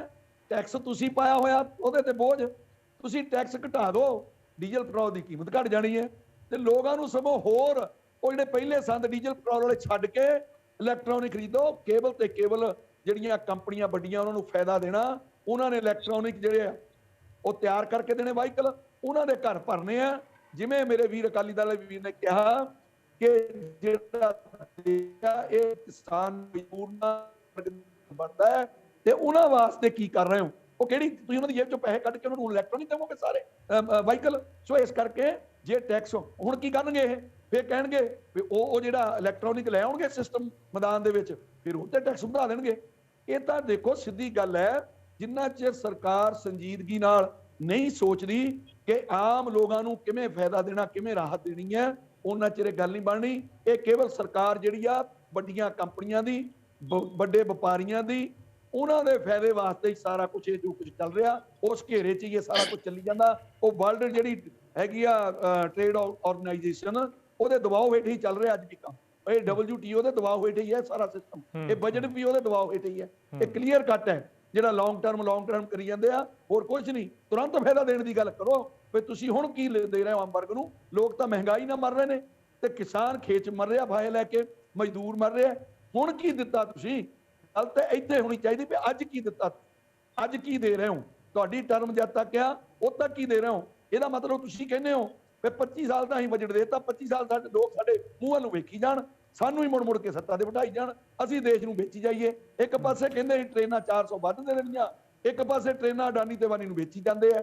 ਤੇ ਤਾਂ ਸਾਨੂੰ ਸਮਝ ਨਹੀਂ ਆਉਂਦਾ। ਇਹ ਤਾਂ ਵੀਰ ਜੀ ਗੋਲ ਗੋਲ ਘੁਮਾ ਕੇ ਲੋਕਾਂ ਨੂੰ ਇਹ ਕਹਿ ਦਿਓ ਕਿ ਕਮਲੇ ਬਣਾਉਣਾ ਚਾਹੁੰਦੇ ਆ, ਪਰ ਹੁਣ ਲੋਕ ਉਹ ਨਹੀਂ ਰਹੇ। ਚਲੋ ਠੀਕ ਹੈ। ਬੀਜੇਪੀ ਦੇ ਬੁਲਾਰੇ ਵੀ ਜੁੜੇ ਹੋਏ ਨੇ। ਮੈਂ ਜਾਣਨਾ ਚਾਹੂੰਗਾ ਕਿ 9.27% ਸੰਜੇ ਕਪੂਰ ਜੀ 9.27% ਗਰੋਥ ਰੇਟ ਦਾ ਜ਼ਿਕਰ ਕਰ ਰਹੇ ਸੀ ਅੱਜ ਨਿਰਮਲਾ ਸੀਤਾਰਮਨ ਜਦੋਂ ਬਜਟ ਪੇਸ਼ ਕਰ ਰਹੇ ਸੀ। ਤੁਹਾਨੂੰ ਉਮੀਦ ਹੈ ਕਿ ਇਸ ਰਫਤਾਰ ਦੇ ਨਾਲ ਇੰਡੀਆ ਗਰੋ ਕਰੇਗਾ ਇਸ ਸਾਲ ਦੇ ਵਿੱਚ? ਅਚੀਵ ਕਰ ਪਾਓਗੇ ਇਹਨਾਂ ਗਰੋਥ ਰੇਟ 9.27 ਦਾ? ਬਿਲਕੁਲ ਕਰ ਪਾਵਾਂਗੇ ਜੀ। ਤੁਸੀਂ ਜੇ ਆਪਣਾ ਇਕਨੋਮਿਕ ਸਰਵੇ ਦੇਖੋ ਜਿਹੜਾ ਕਿ ਕੱਲ ਆਇਆ ਹੈਗਾ ਵੈ, ਉਹਦੇ ਵਿੱਚ GDP ਐਕਸਪੈਂਸ਼ਨ ਚ ਉਹਨਾਂ ਨੇ ਕਿਹਾ ਕਿ 9.2% ਦੇ ਹਿਸਾਬ ਨਾਲ ਸਾਡੀ GDP ਐਕਸਪੈਂਸ਼ਨ ਹੋਈ ਹੈ। ਸੋ ਸਾਨੂੰ ਪੂਰੀ ਉਮੀਦ ਹੈਗੀ ਹੈ ਕਿ ਜਿਸ ਤਰੀਕੇ ਆਪਾਂ ਫਿਊਚਰ ਦਾ ਭਾਰਤ ਤਿਆਰ ਕਰਨੇ ਪਏ ਆ, ਭਵਿੱਖ ਦਾ ਭਾਰਤ, ਔਰ ਆਪਣੇ ਇਨਫਰਾਸਟ੍ਰਕਚਰ ਨੂੰ ਸਟਰੋਂਗ ਕਰਨੇ ਪਏ ਆ, ਆਪਾਂ ਇਹ ਗਰੋਥ ਰੇਟ ਨੂੰ ਡੈਫੀਨੇਟਲੀ ਅਚੀਵ ਕਰ ਪਾਵਾਂਗੇ। ਮਨਜੀਤ ਜੀ ਆਪਣੇ ਭਾਈ ਸਾਹਿਬ ਇਹਨਾਂ ਨੇ ਉਹਨੇ ਗੱਲ ਕੀਤੀ ਸੀ ਇਨਫਲੇਸ਼ਨ ਦੀ, ਤੇ ਇਹਨਾਂ ਨੂੰ ਮੈਂ ਇਹ ਗੱਲ ਦੱਸਣਾ ਚਾਹੁੰਦਾ ਕਿ ਜੇ ਤੁਸੀਂ ਭਾਰਤ ਨੂੰ ਵਰਲਡ ਇਕਨੋਮੀ ਦੇ ਨਾਲ ਜੋ ਕੰਪੇਅਰ ਕਰਕੇ ਦੇਖੋ ਨਾ, ਸਾਡਾ ਰਿਟੇਲ ਇਨਫਲੇਸ਼ਨ ਰੇਟ ਸਿਰਫ 5.6% ਹੈ, ਔਰ ਜੇ ਤੁਸੀਂ ਬਾਹਰ ਯੂਰਪ ਔਰ ਦੂਜੀ ਕੰਟਰੀ ਦਾ ਇਨਫਲੇਸ਼ਨ ਰੇਟ ਦੇਖੋ ਉਹ ਸਭ ਡਬਲ ਡਿਜਿਟ ਚ ਹੈਗਾ ਹੈ। ਸੋ ਇਨਫਲੇਸ਼ਨ ਦੇ ਮੈਟਰ ਦੇ ਵਿੱਚ ਵੀ ਸਾਡੀ ਸਿਚੁਏਸ਼ਨ ਅੱਜ ਦੀ ਡੇਟ 'ਚ ਬੜੀ ਸਟਰੋਂਗ ਹੈਗੀ ਹੈ, ਔਰ ਕੋਈ ਇੱਥੇ ਇਨਫਲੇਸ਼ਨ ਇੰਨੀ ਨਹੀਂ। ਕਪੂਰ ਸਾਹਿਬ ਜਿਹੜਾ ਉਹਨਾਂ ਨੇ WTO ਦਾ ਜ਼ਿਕਰ ਕੀਤਾ ਕਿ ਭਾਰਤ ਸਰਕਾਰ ਹੈ ਜਿਹੜਾ WTO ਦੇ ਦਬਾਅ ਹੇਠ ਕੰਮ ਕਰ ਰਹੀ ਹੈ। ਦੇਖੋ ਗੱਲ ਪਤਾ ਕਿਆ ਹੈ, ਤੁਹਾਨੂੰ ਯਾਦ ਹੋਏਗਾ ਜਦੋਂ ਪ੍ਰਧਾਨ ਮੰਤਰੀ ਨਰਿੰਦਰ ਮੋਦੀ ਜੀ ਸਿੰਗਾਪੁਰ ਗਏ ਸੀ ਤੇ RCEP ਦਾ ਸਮਝੌਤਾ ਹੋਣਾ ਸੀ, ਤੇ ਉਹ ਸਾਡੀ ਸਰਕਾਰ ਨੇ ਕੋਈ ਕੀਤਾ ਵੀ? ਉਹ ਕਾਂਗਰਸ ਗਵਰਨਮੈਂਟ ਦੇ ਟਾਈਮ ਦਾ ਸਮਝੌਤਾ ਹੋਇਆ ਸੀ। ਉਸ ਟਾਈਮ ਪ੍ਰਧਾਨ ਮੰਤਰੀ ਨਰਿੰਦਰ ਮੋਦੀ ਜੀ ਨੇ ਉਸ ਨੂੰ ਨਕਾਰਿਆ। ਹਾਲਾਂਕਿ ਐਸ ਪਰ ਐਗਰੀਮੈਂਟ ਜਦੋਂ ਮਨਮੋਹਨ ਸਿੰਘ ਜੀ ਆਲਰੇਡੀ ਉਹ RCEP ਦਾ ਕਰ ਚੁੱਕੇ ਹੋਏ ਸੀ, ਸਾਨੂੰ ਉਹ ਕਰਨਾ ਚਾਹੀਦਾ ਹੈਗਾ ਸੀ। ਪਰ ਸਿੰਸ ਕਿ ਐਗਰੀਕਲਚਰ ਸੈਕਟਰ ਦੇ ਵਿੱਚ ਕੱਲ ਵੱਡੀ ਸਮੱਸਿਆ ਨਾ ਆਵੇ, ਪ੍ਰਧਾਨ ਮੰਤਰੀ ਨਰਿੰਦਰ ਮੋਦੀ ਜੀ ਨੇ ਸਿੰਗਾਪੁਰ ਜਾ ਕੇ ਨਵੰਬਰ 19 ਦੇ ਵਿੱਚ ਉਹ ਸਮਝੌਤੇ ਨੂੰ ਰਿਜੈਕਟ ਕੀਤਾ। ਤਾਂ ਐਗਰੀਕਲਚਰ ਦੇ ਪ੍ਰਤੀ ਵੀ ਸਰਕਾਰ ਬੜੀ ਸੀਰੀਅਸ ਹੈ। ਅੱਜ ਐਗਰੀਕਲਚਰ ਬਾਰੇ ਭਾਈ ਸਾਹਿਬ ਨੇ ਗੱਲ ਕੀਤੀ ਗਈ ਹੈ। ਨਹੀਂ ਕਪੂਰ ਸਾਹਿਬ, ਲੋਕ ਸਵਾਲ ਪਤਾ ਕਿਉਂ ਚੱਕਦੇ ਨੇ? ਤੁਸੀਂ ਬਜਟ ਦੇ ਵਿੱਚ ਕਾਰਪੋਰੇਟ ਸਰਚਾਰਜ ਆ ਜਿਹੜਾ ਉਹ 12% ਤੋਂ ਘਟਾ ਕੇ 7% ਕੀਤਾ, ਪਰ ਇਸ ਦੇ ਉਲਟ ਟੈਕਸ ਸਲੈਬ ਨੂੰ ਤੁਸੀਂ ਬਿਲਕੁਲ ਵੀ ਨਹੀਂ ਛੇੜਿਆ। ਲੋਕ ਇਹ ਸਵਾਲ ਕਰਦੇ ਨੇ ਕਿ ਕਾਰਪੋਰੇਟ ਲਈ ਸਰਕਾਰ ਇੰਨੀ ਦਿਆਲ ਕਿਉਂ ਹੈ? ਕਾਰਪੋਰੇਟ ਨਹੀਂ, ਉਹ ਕੋਆਪਰੇਟਿਵ ਸੁਸਾਇਟੀ ਲਈ ਆਪਾਂ ਕੀਤਾ ਹੈਗਾ ਵਾ। ਕੋਆਪਰੇਟਿਵ ਸੁਸਾਇਟੀ 'ਚ ਜਿਹੜਾ ਟੈਕਸ ਰੇਟ ਹੈਗਾ ਸੀ ਨਾ ਪਹਿਲੇ 18.5% ਸੀ, ਉਹਨੂੰ ਸਰਕਾਰ ਨੇ ਘਟਾ ਕੇ 15% ਕਰ ਦਿੱਤਾ। ਨਹੀਂ, ਮੈਂ ਕਾਰਪੋਰੇਟ ਸਰਚਾਰਜ ਦੀ ਗੱਲ ਕਰ ਰਿਹਾ, ਮੈਂ ਕਾਰਪੋਰੇਟ ਸਰਚਾਰਜ ਦੀ ਗੱਲ ਕਰ ਰਿਹਾ। ਮੈਂ ਤੁਹਾਨੂੰ ਦੱਸ ਰਿਹਾ ਨਾ ਕਿ ਅੱਜ ਬਜਟ ਦੇ ਵਿੱਚ ਵਿੱਤ ਮੰਤਰੀ ਜੀ ਨੇ ਕੋਆਪਰੇਟਿਵ ਸੁਸਾਇਟੀ ਦੀ, ਮੈਂ ਤੁਹਾਨੂੰ ਗੱਲ ਕਰ ਰਿਹਾ, ਕਾਰਪੋਰੇਟ ਸਰਚਾਰਜ ਦੀ ਕੋਆਪਰੇਟਿਵ ਸੁਸਾਇਟੀ ਲਈ ਮੈਂ ਮਾਫ ਕਰਨਾ ਕਪੂਰ ਸਾਹਿਬ, ਮੈਂ ਕਾਰਪੋਰੇਟ ਸਰਚਾਰਜ ਦੀ ਗੱਲ ਕਰ ਰਿਹਾ ਜਿਸ ਨੂੰ 12% ਤੋਂ ਘਟਾ ਕੇ 7% ਕੀਤਾ ਗਿਆ। ਮੇਰੇ ਖਿਆਲ ਦੇ ਵਿੱਚ ਉਹ ਕੋਆਪਰੇਟਿਵ ਸੁਸਾਇਟੀ ਤੇ ਕੀਤਾ ਗਿਆ ਹੈ। ਤੁਸੀਂ ਧਿਆਨ ਨਾਲ ਦੇਖੋ, ਕਾਰਪੋਰੇਟ ਨਹੀਂ ਹੈਗਾ, ਉਹ ਕੋਆਪਰੇਟਿਵ ਸੁਸਾਇਟੀ ਤੇ ਹੈਗਾ ਸੀ। ਜਰਾ ਇੱਕ ਵਾਰੀ ਚੈੱਕ ਕਰ ਲਓ। ਚਲੋ ਠੀਕ ਹੈ, ਚਾਰਜ ਕੱਟ ਆਇਆ ਨਾ, ਉਹ ਕੋਆਪਰੇਟਿਵ ਸੁਸਾਇਟੀ ਤੇ ਸੀ। ਠੀਕ ਹੈ, ਠੀਕ ਹੈ, ਕਾਰਪੋਰੇਟ ਤੇ ਨਹੀਂ ਸੀ ਹੈਗਾ। ਅੱਛਾ ਅਮਨ ਜੀ, ਰੇਲਵੇ ਨੂੰ ਲੈ ਕੇ ਵੀ ਜੋ ਹੈ ਇਸ ਬਜਟ ਦੇ ਵਿੱਚ ਕਿਹਾ ਗਿਆ ਕਿ ਜੋ ਕੁਝ ਕਿਲੋਮੀਟਰ ਤੱਕ ਜੋ ਰੇਲਵੇ ਟਰੈਕਸ ਹੋਣਗੇ ਉਹ ਨਿੱਜੀ ਜੋ ਹੈ ਉਹ ਕੰਪਨੀਆਂ ਤੋਂ ਉਹਨਾਂ ਦਾ ਜੋ ਕੰਮ ਹੈ ਉਹ ਕਰਵਾਇਆ ਜਾਏਗਾ। ਤੁਹਾਨੂੰ ਨਹੀਂ ਲੱਗਦਾ ਕਿ ਪ੍ਰਾਈਵੇਟਾਈਜੇਸ਼ਨ ਦੀ ਪਿਛਲੇ ਦਿਨਾਂ ਦੇ ਵਿੱਚ ਬੜੀ ਗੱਲ ਵੀ ਚੱਲੀ ਸੀ ਕਿ ਰੇਲਵੇ ਨੂੰ ਪ੍ਰਾਈਵੇਟ ਕਰਨ ਦੀ ਕੋਸ਼ਿਸ਼ ਹੋ ਰਹੀ ਹੈ? ਤੁਹਾਨੂੰ ਨਹੀਂ ਲੱਗਦਾ ਕਿ ਇਹ प्राइवेटाइजेशन वाला एक कदम है रेलवे का? देखिए, अब इसमें ना मेरे को थोड़ा आपको समय देना पड़ेगा। काफी वार्तालाप मैंने सुनी और मैं चाहता हूँ आप कमेंट करिए। मैं एज अ हिंदुस्तानी सबसे पहले तो ये बताना चाहूंगा कि क्रिप्टो करेंसी के ऊपर टैक्स लाके, जो पहले का एक सवाल उसको मैं कनेक्ट कर देता हूँ बस, कि टैक्स लाके पर्पस ये नहीं है कि हम लीगल या इलीगल बोल रहे हैं। हम ये कह रहे हैं कि अगर किसी ने ऑलरेडी लगा रखा है तो आने वाले समय में आप उसको वापस हमारे डिजिटल करेंसी में ले आना या उसको एज अ इन्वेस्टमेंट प्रोडक्ट ले आना, अगर आप ट्रांसफर करोगे तो हम उसके ऊपर टैक्स लगाएंगे ताकि वो बच के ना निकल जाए। ये उसके ऊपर लगाया, लीगल इलीगल का हम बात नहीं कर रहे। दूसरा, कॉर्पोरेट सरचार्ज जो है उसको कम किया गया है, 12 से 7% किया गया है। और अगर आपका ये सवाल होगा तो मैं उसके ऊपर फिर आपको आंसर दूंगा। बट फिलहाल जो आपका सवाल वापस जो अभी फिलहाल रेलवे के ऊपर आ रहा है, मेरा ऐसा मानना है कि हम 2-3 चीजों को मिक्स कर रहे हैं। एक हम कर रहे हैं एसेट मोनेटाइजेशन जो स्कीम है, जो नेशनल मोनेटाइजेशन जो पाइपलाइन बनाई है, उसमें कई तरह के एसेट्स को एक तरह से लीज पे दिया जाएगा प्राइवेट सेक्टर को, उसके ऊपर लीज रेंटल लिया जाएगा, मगर जो ओनरशिप है वो गवर्नमेंट के पास रहेगी। एक तो ये चीज है। दूसरा, जो रेलवे, जैसे कि अगर हम आईआरसीटीसी की बात करें वगैरह वगैरह, या अगर हम एलआईसी की आईपीओ की बात करें, यहाँ पे हर जगह हमें समझना जरूरी है कि जी जब हमारे घर का बजट खुद का खराब होता है ना, जब हमारा एक्सपेंडिचर ज्यादा होता है, रिसिप्ट्स कम होती हैं, और मैंने बताया कि इतने सालों से इतना कर्जा है 230 लाख करोड़ का, कि मेरे को उसको उतारने के लिए कहीं ना कहीं मेरे को अपने अच्छे वाले एसेट्स बेचने पड़ेंगे। आज कहीं ना कहीं उसको प्राइवेटाइज करना पड़ेगा या पब्लिक प्राइवेट पे लेकर आना पड़ेगा, नहीं तो मैं देश नहीं चला पाऊंगा। उसके लिहाज से मेरे को लगता है कि गवर्नमेंट कहीं ना कहीं एज अ रेगुलेटर बिहेव कर रही है। गवर्नमेंट क्या कह रही है कि अगर हम कुछ एसेट्स को या कुछ कंपनीज को अगर हम प्राइवेटाइज या पब्लिक प्राइवेटाइज या डिसइन्वेस्टमेंट, मैं स्ट्रेटेजिक डिसइन्वेस्टमेंट की बात नहीं कर रहा, मैं डिसइन्वेस्टमेंट की बात कर रहा हूं, जहां पे एक माइनर स्टेक अगर मैं बेच रहा हूं 5%, 10% टिल 20-25%, तो वहां पे मैं एज अ रेगुलेटर काम करूंगा। उस लिहाज से जहां पे अगर ये रेलवेज की बात कर रहे हैं, तो इनका जो इंटेंशन है वो ये है कि इनके पास पैसे तो है नहीं गवर्नमेंट का, क्योंकि बजट डेफिसिट है, 230 लाख करोड़ का डेफिसिट है, जिसके ऊपर इंटरेस्ट सालाना 8 लाख करोड़ का इंटरेस्ट जाता है सिर्फ। सोचो 39 लाख करोड़ का बजट में 8 लाख करोड़ का इंटरेस्ट चला जाए और 5 लाख करोड़ का डिफेंस चला जाए, तो बाकी तो काम कुछ रह ही नहीं गया। तो उस लिहाज से इनका इंटेंशन ये है कि कुछ एरियाज में जो रेलवे ट्रैक्स हैं, या आने वाले समय में I will not be surprise even ports हैं या रोड इंफ्रास्ट्रक्चर है, वहां पे भी ये पब्लिक प्राइवेट पार्टनरशिप लाने की कोशिश करेंगे। मगर उसको हम सेल ऑफ या देश बेचने की बात ना करें, क्योंकि वो देश बेचने वाला पॉइंट नहीं है, वो एक तरह से स्ट्रेटेजिक डिसइन्वेस्टमेंट। मैं माफ करना रोकना चाहूंगा, बड़ा अहम जिक्र ਜਿਹੜਾ ਇਹ ਪ੍ਰਾਈਵੇਟਾਈਜੇਸ਼ਨ ਦਾ ਸ਼ਬਦ ਹੈ ਨਾ, ਬੜਾ ਦਿਲਚਸਪ ਸ਼ਬਦ ਹੈ, ਖਾਸ ਤੌਰ ਤੇ ਪਿਛਲੇ 1 ਸਾਲ ਦੀ ਜਿਹੜੀ 1 ਸਾਲ ਦਾ ਜਿਹੜਾ ਟਾਈਮਿੰਗ ਹੈ, ਔਰ ਕਿਸਾਨ ਅੰਦੋਲਨ ਤਾਂ ਮੇਰੇ ਖਿਆਲ ਇਸ ਸ਼ਬਦ ਦੇ ਨਾਲ ਬਹੁਤ ਜ਼ਿਆਦਾ ਜੁੜਿਆ ਹੋਇਆ ਹੈ। ਪ੍ਰਾਈਵੇਟਾਈਜੇਸ਼ਨ ਦੀ ਜਦੋਂ ਗੱਲ ਹੁੰਦੀ ਹੈ ਨਾ, ਪੈਰਲਲ ਮੰਡੀ ਦੀ ਗੱਲ ਹੁੰਦੀ ਹੈ ਜਾਂ ਹੋਰ ਚੀਜ਼ਾਂ ਦੀ ਗੱਲ ਹੁੰਦੀ ਹੈ, ਤਾਂ ਬਹੁਤ ਹੈਵੀ ਸ਼ਬਦ ਬਣਦਾ ਹੈ। ਔਰ ਦੂਜੀ ਗੱਲ ਇਹ, ਪ੍ਰਾਈਵੇਟਾਈਜੇਸ਼ਨ ਰੇਲਵੇ ਦੀ ਅਗਰ ਗੱਲ ਤੁਰਦੀ ਹੈ, ਤਾਂ ਮੈਂ ਤੁਹਾਨੂੰ ਯਾਦ ਦਿਵਾਉਣਾ ਚਾਹੁੰਦਾ ਕਿ ਯੂਕੇ ਦੇ ਵਿੱਚ ਇਹ ਐਕਸਪੈਰੀਮੈਂਟ ਸਰਕਾਰ ਕਰ ਚੁੱਕੀ ਆ, ਟੋਟਲ ਤੌਰ ਤੇ ਫੇਲ ਹੋ ਚੁੱਕੀ ਹੈ, टोटल तौर पे। देखिए, मैं यहाँ पे वही बोलूंगा कि यूके ऑस्ट्रेलिया के साथ हम हिंदुस्तान की इकोनॉमी को कंपेयर नहीं कर सकते, क्योंकि उनके पास पुराना हमारे देश से लूटा हुआ पैसा है, हमारे पास अपना पैसा नहीं है। तो जब पैसा ही नहीं होगा तो हमें कहीं ना कहीं अपने एसेट्स को मोनेटाइज तो करना ही पड़ेगा। और रही भाई बात साहब, मैं एक बात अगर हम यूके ऑस्ट्रेलिया से कंपेयर करेंगे तो हमें अपने हिंदुस्तान के कुछ एमएनसीज कॉन्ग्लोमरेट्स बनाने पड़ेंगे, यानी कि फॉर्च्यून 500 कंपनीज में हमारे अपने कॉर्पोरेट्स जब तक नहीं आएंगे तो जो ऑल राउंड ग्रोथ है ना, वो कहीं ना कहीं हिंदुस्तान उस ग्रोथ पे ट्रेजेक्टरी पे नहीं पहुंच पाएगा, वो सुपर पावर नहीं बन पाएगा। चलो ठीक है, मैं चुग ये नहीं साहब कह मेरे रहा को कि एग्रीकल्चर को प्राइवेटाइज कर दो, मैंने ऐसा नहीं बोला, ठीक बट है, मैं कुछ सेक्टर्स में एसेट मोनेटाइजेशन की बात करने में सहमत ठीक हूं, ठीक है मगर मैं ठीक है चुग साहब, एग्रीकल्चर मेरे के को ऊपर ऐसा समा स्पेसिफिक समा इनपुट समा मेरे को बहुत थोड़ा रह गया। मनजीत सिंह राय जी, लास्ट रिएक्शन थोड़ा लूंगा, ਉਸ ਤੋਂ ਬਾਅਦ समाप्ति करूंगा। ਮੈਂ ਤਾਂ ਸਿਰਫ ਇੰਨਾ ਕਹਿਣਾ ਚਾਹੁੰਦਾ ਜੀ, ਅਸੀਂ ਅਰਥ ਸ਼ਾਸਤਰੀ ਤੇ ਹੈ ਨਹੀਂਗੇ, ਇਹ ਵੀਰ ਜੀ ਬੜੇ, ਇਹਨਾਂ ਨਾਲ ਸਾਡੀ ਕੋਈ ਬਹਿਸ ਦਾ ਵਿਸ਼ਾ ਵੀ ਨਹੀਂ ਬਣਦਾ, ਪਰ ਮੈਂ ਜ਼ਰੂਰ ਕਹਾਂਗਾ ਕਿ ਇਹ ਇੱਕ ਪ੍ਰਾਈਵੇਟ ਨਾਮ ਦੇ ਕੇ ਸਾਰਾ ਕੁਝ ਵੇਚਣ ਦੀ ਤਿਆਰੀ ਹੈ। ਤੇ ਫਿਰ ਸਰਕਾਰ ਕੀ ਕਰਦੀ ਹੈ? ਕਿੱਥੋਂ ਸਰਕਾਰ ਕਹਿ ਰਹੀ ਆ ਵੀ ਅਸੀਂ ਡਿਵੈਲਪ ਕਰ ਰਹੇ ਹਾਂ ਭਾਰਤ ਨੂੰ? ਕਿੱਥੋਂ ਇਹ ਜਿਹੜਾ ਮੇਕ ਇਨ ਇੰਡੀਆ ਦਾ ਨਾਰਾ ਦੇ ਰਹੇ ਆ?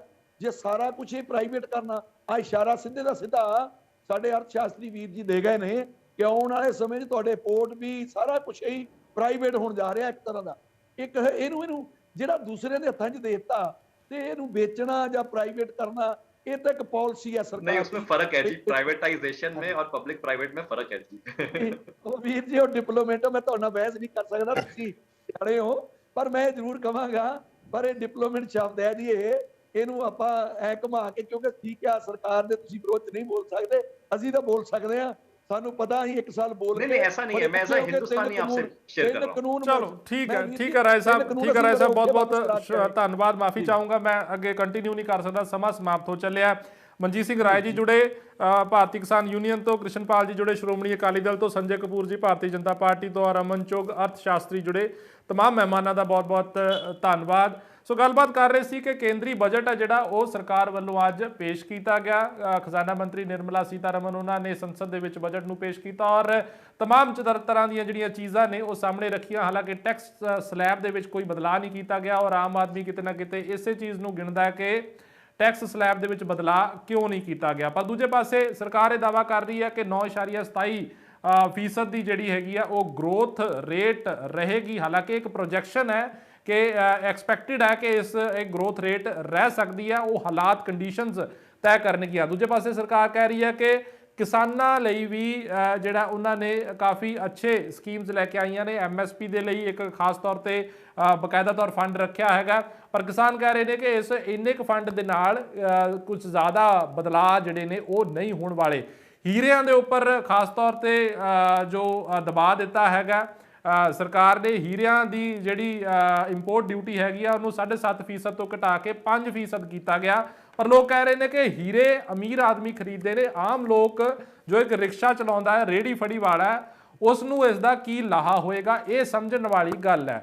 सो खैर सरकार ये दावा करती है कि लॉन्ग टर्म का बजट है, 25 साल की दूर अंदेशी का यह बजट है और सानू लॉन्ग टर्म के ज़्यादा सोचना चाहिए। खैर लोग इसका फैसला करनगे। फिलहाल पंजाब डिबेट के इन्ना ही। मैनू बलदीप सिंह नूं दे इजाजत, तो जुड़े रहो इंडिया न्यूज़ पंजाब दे नाल।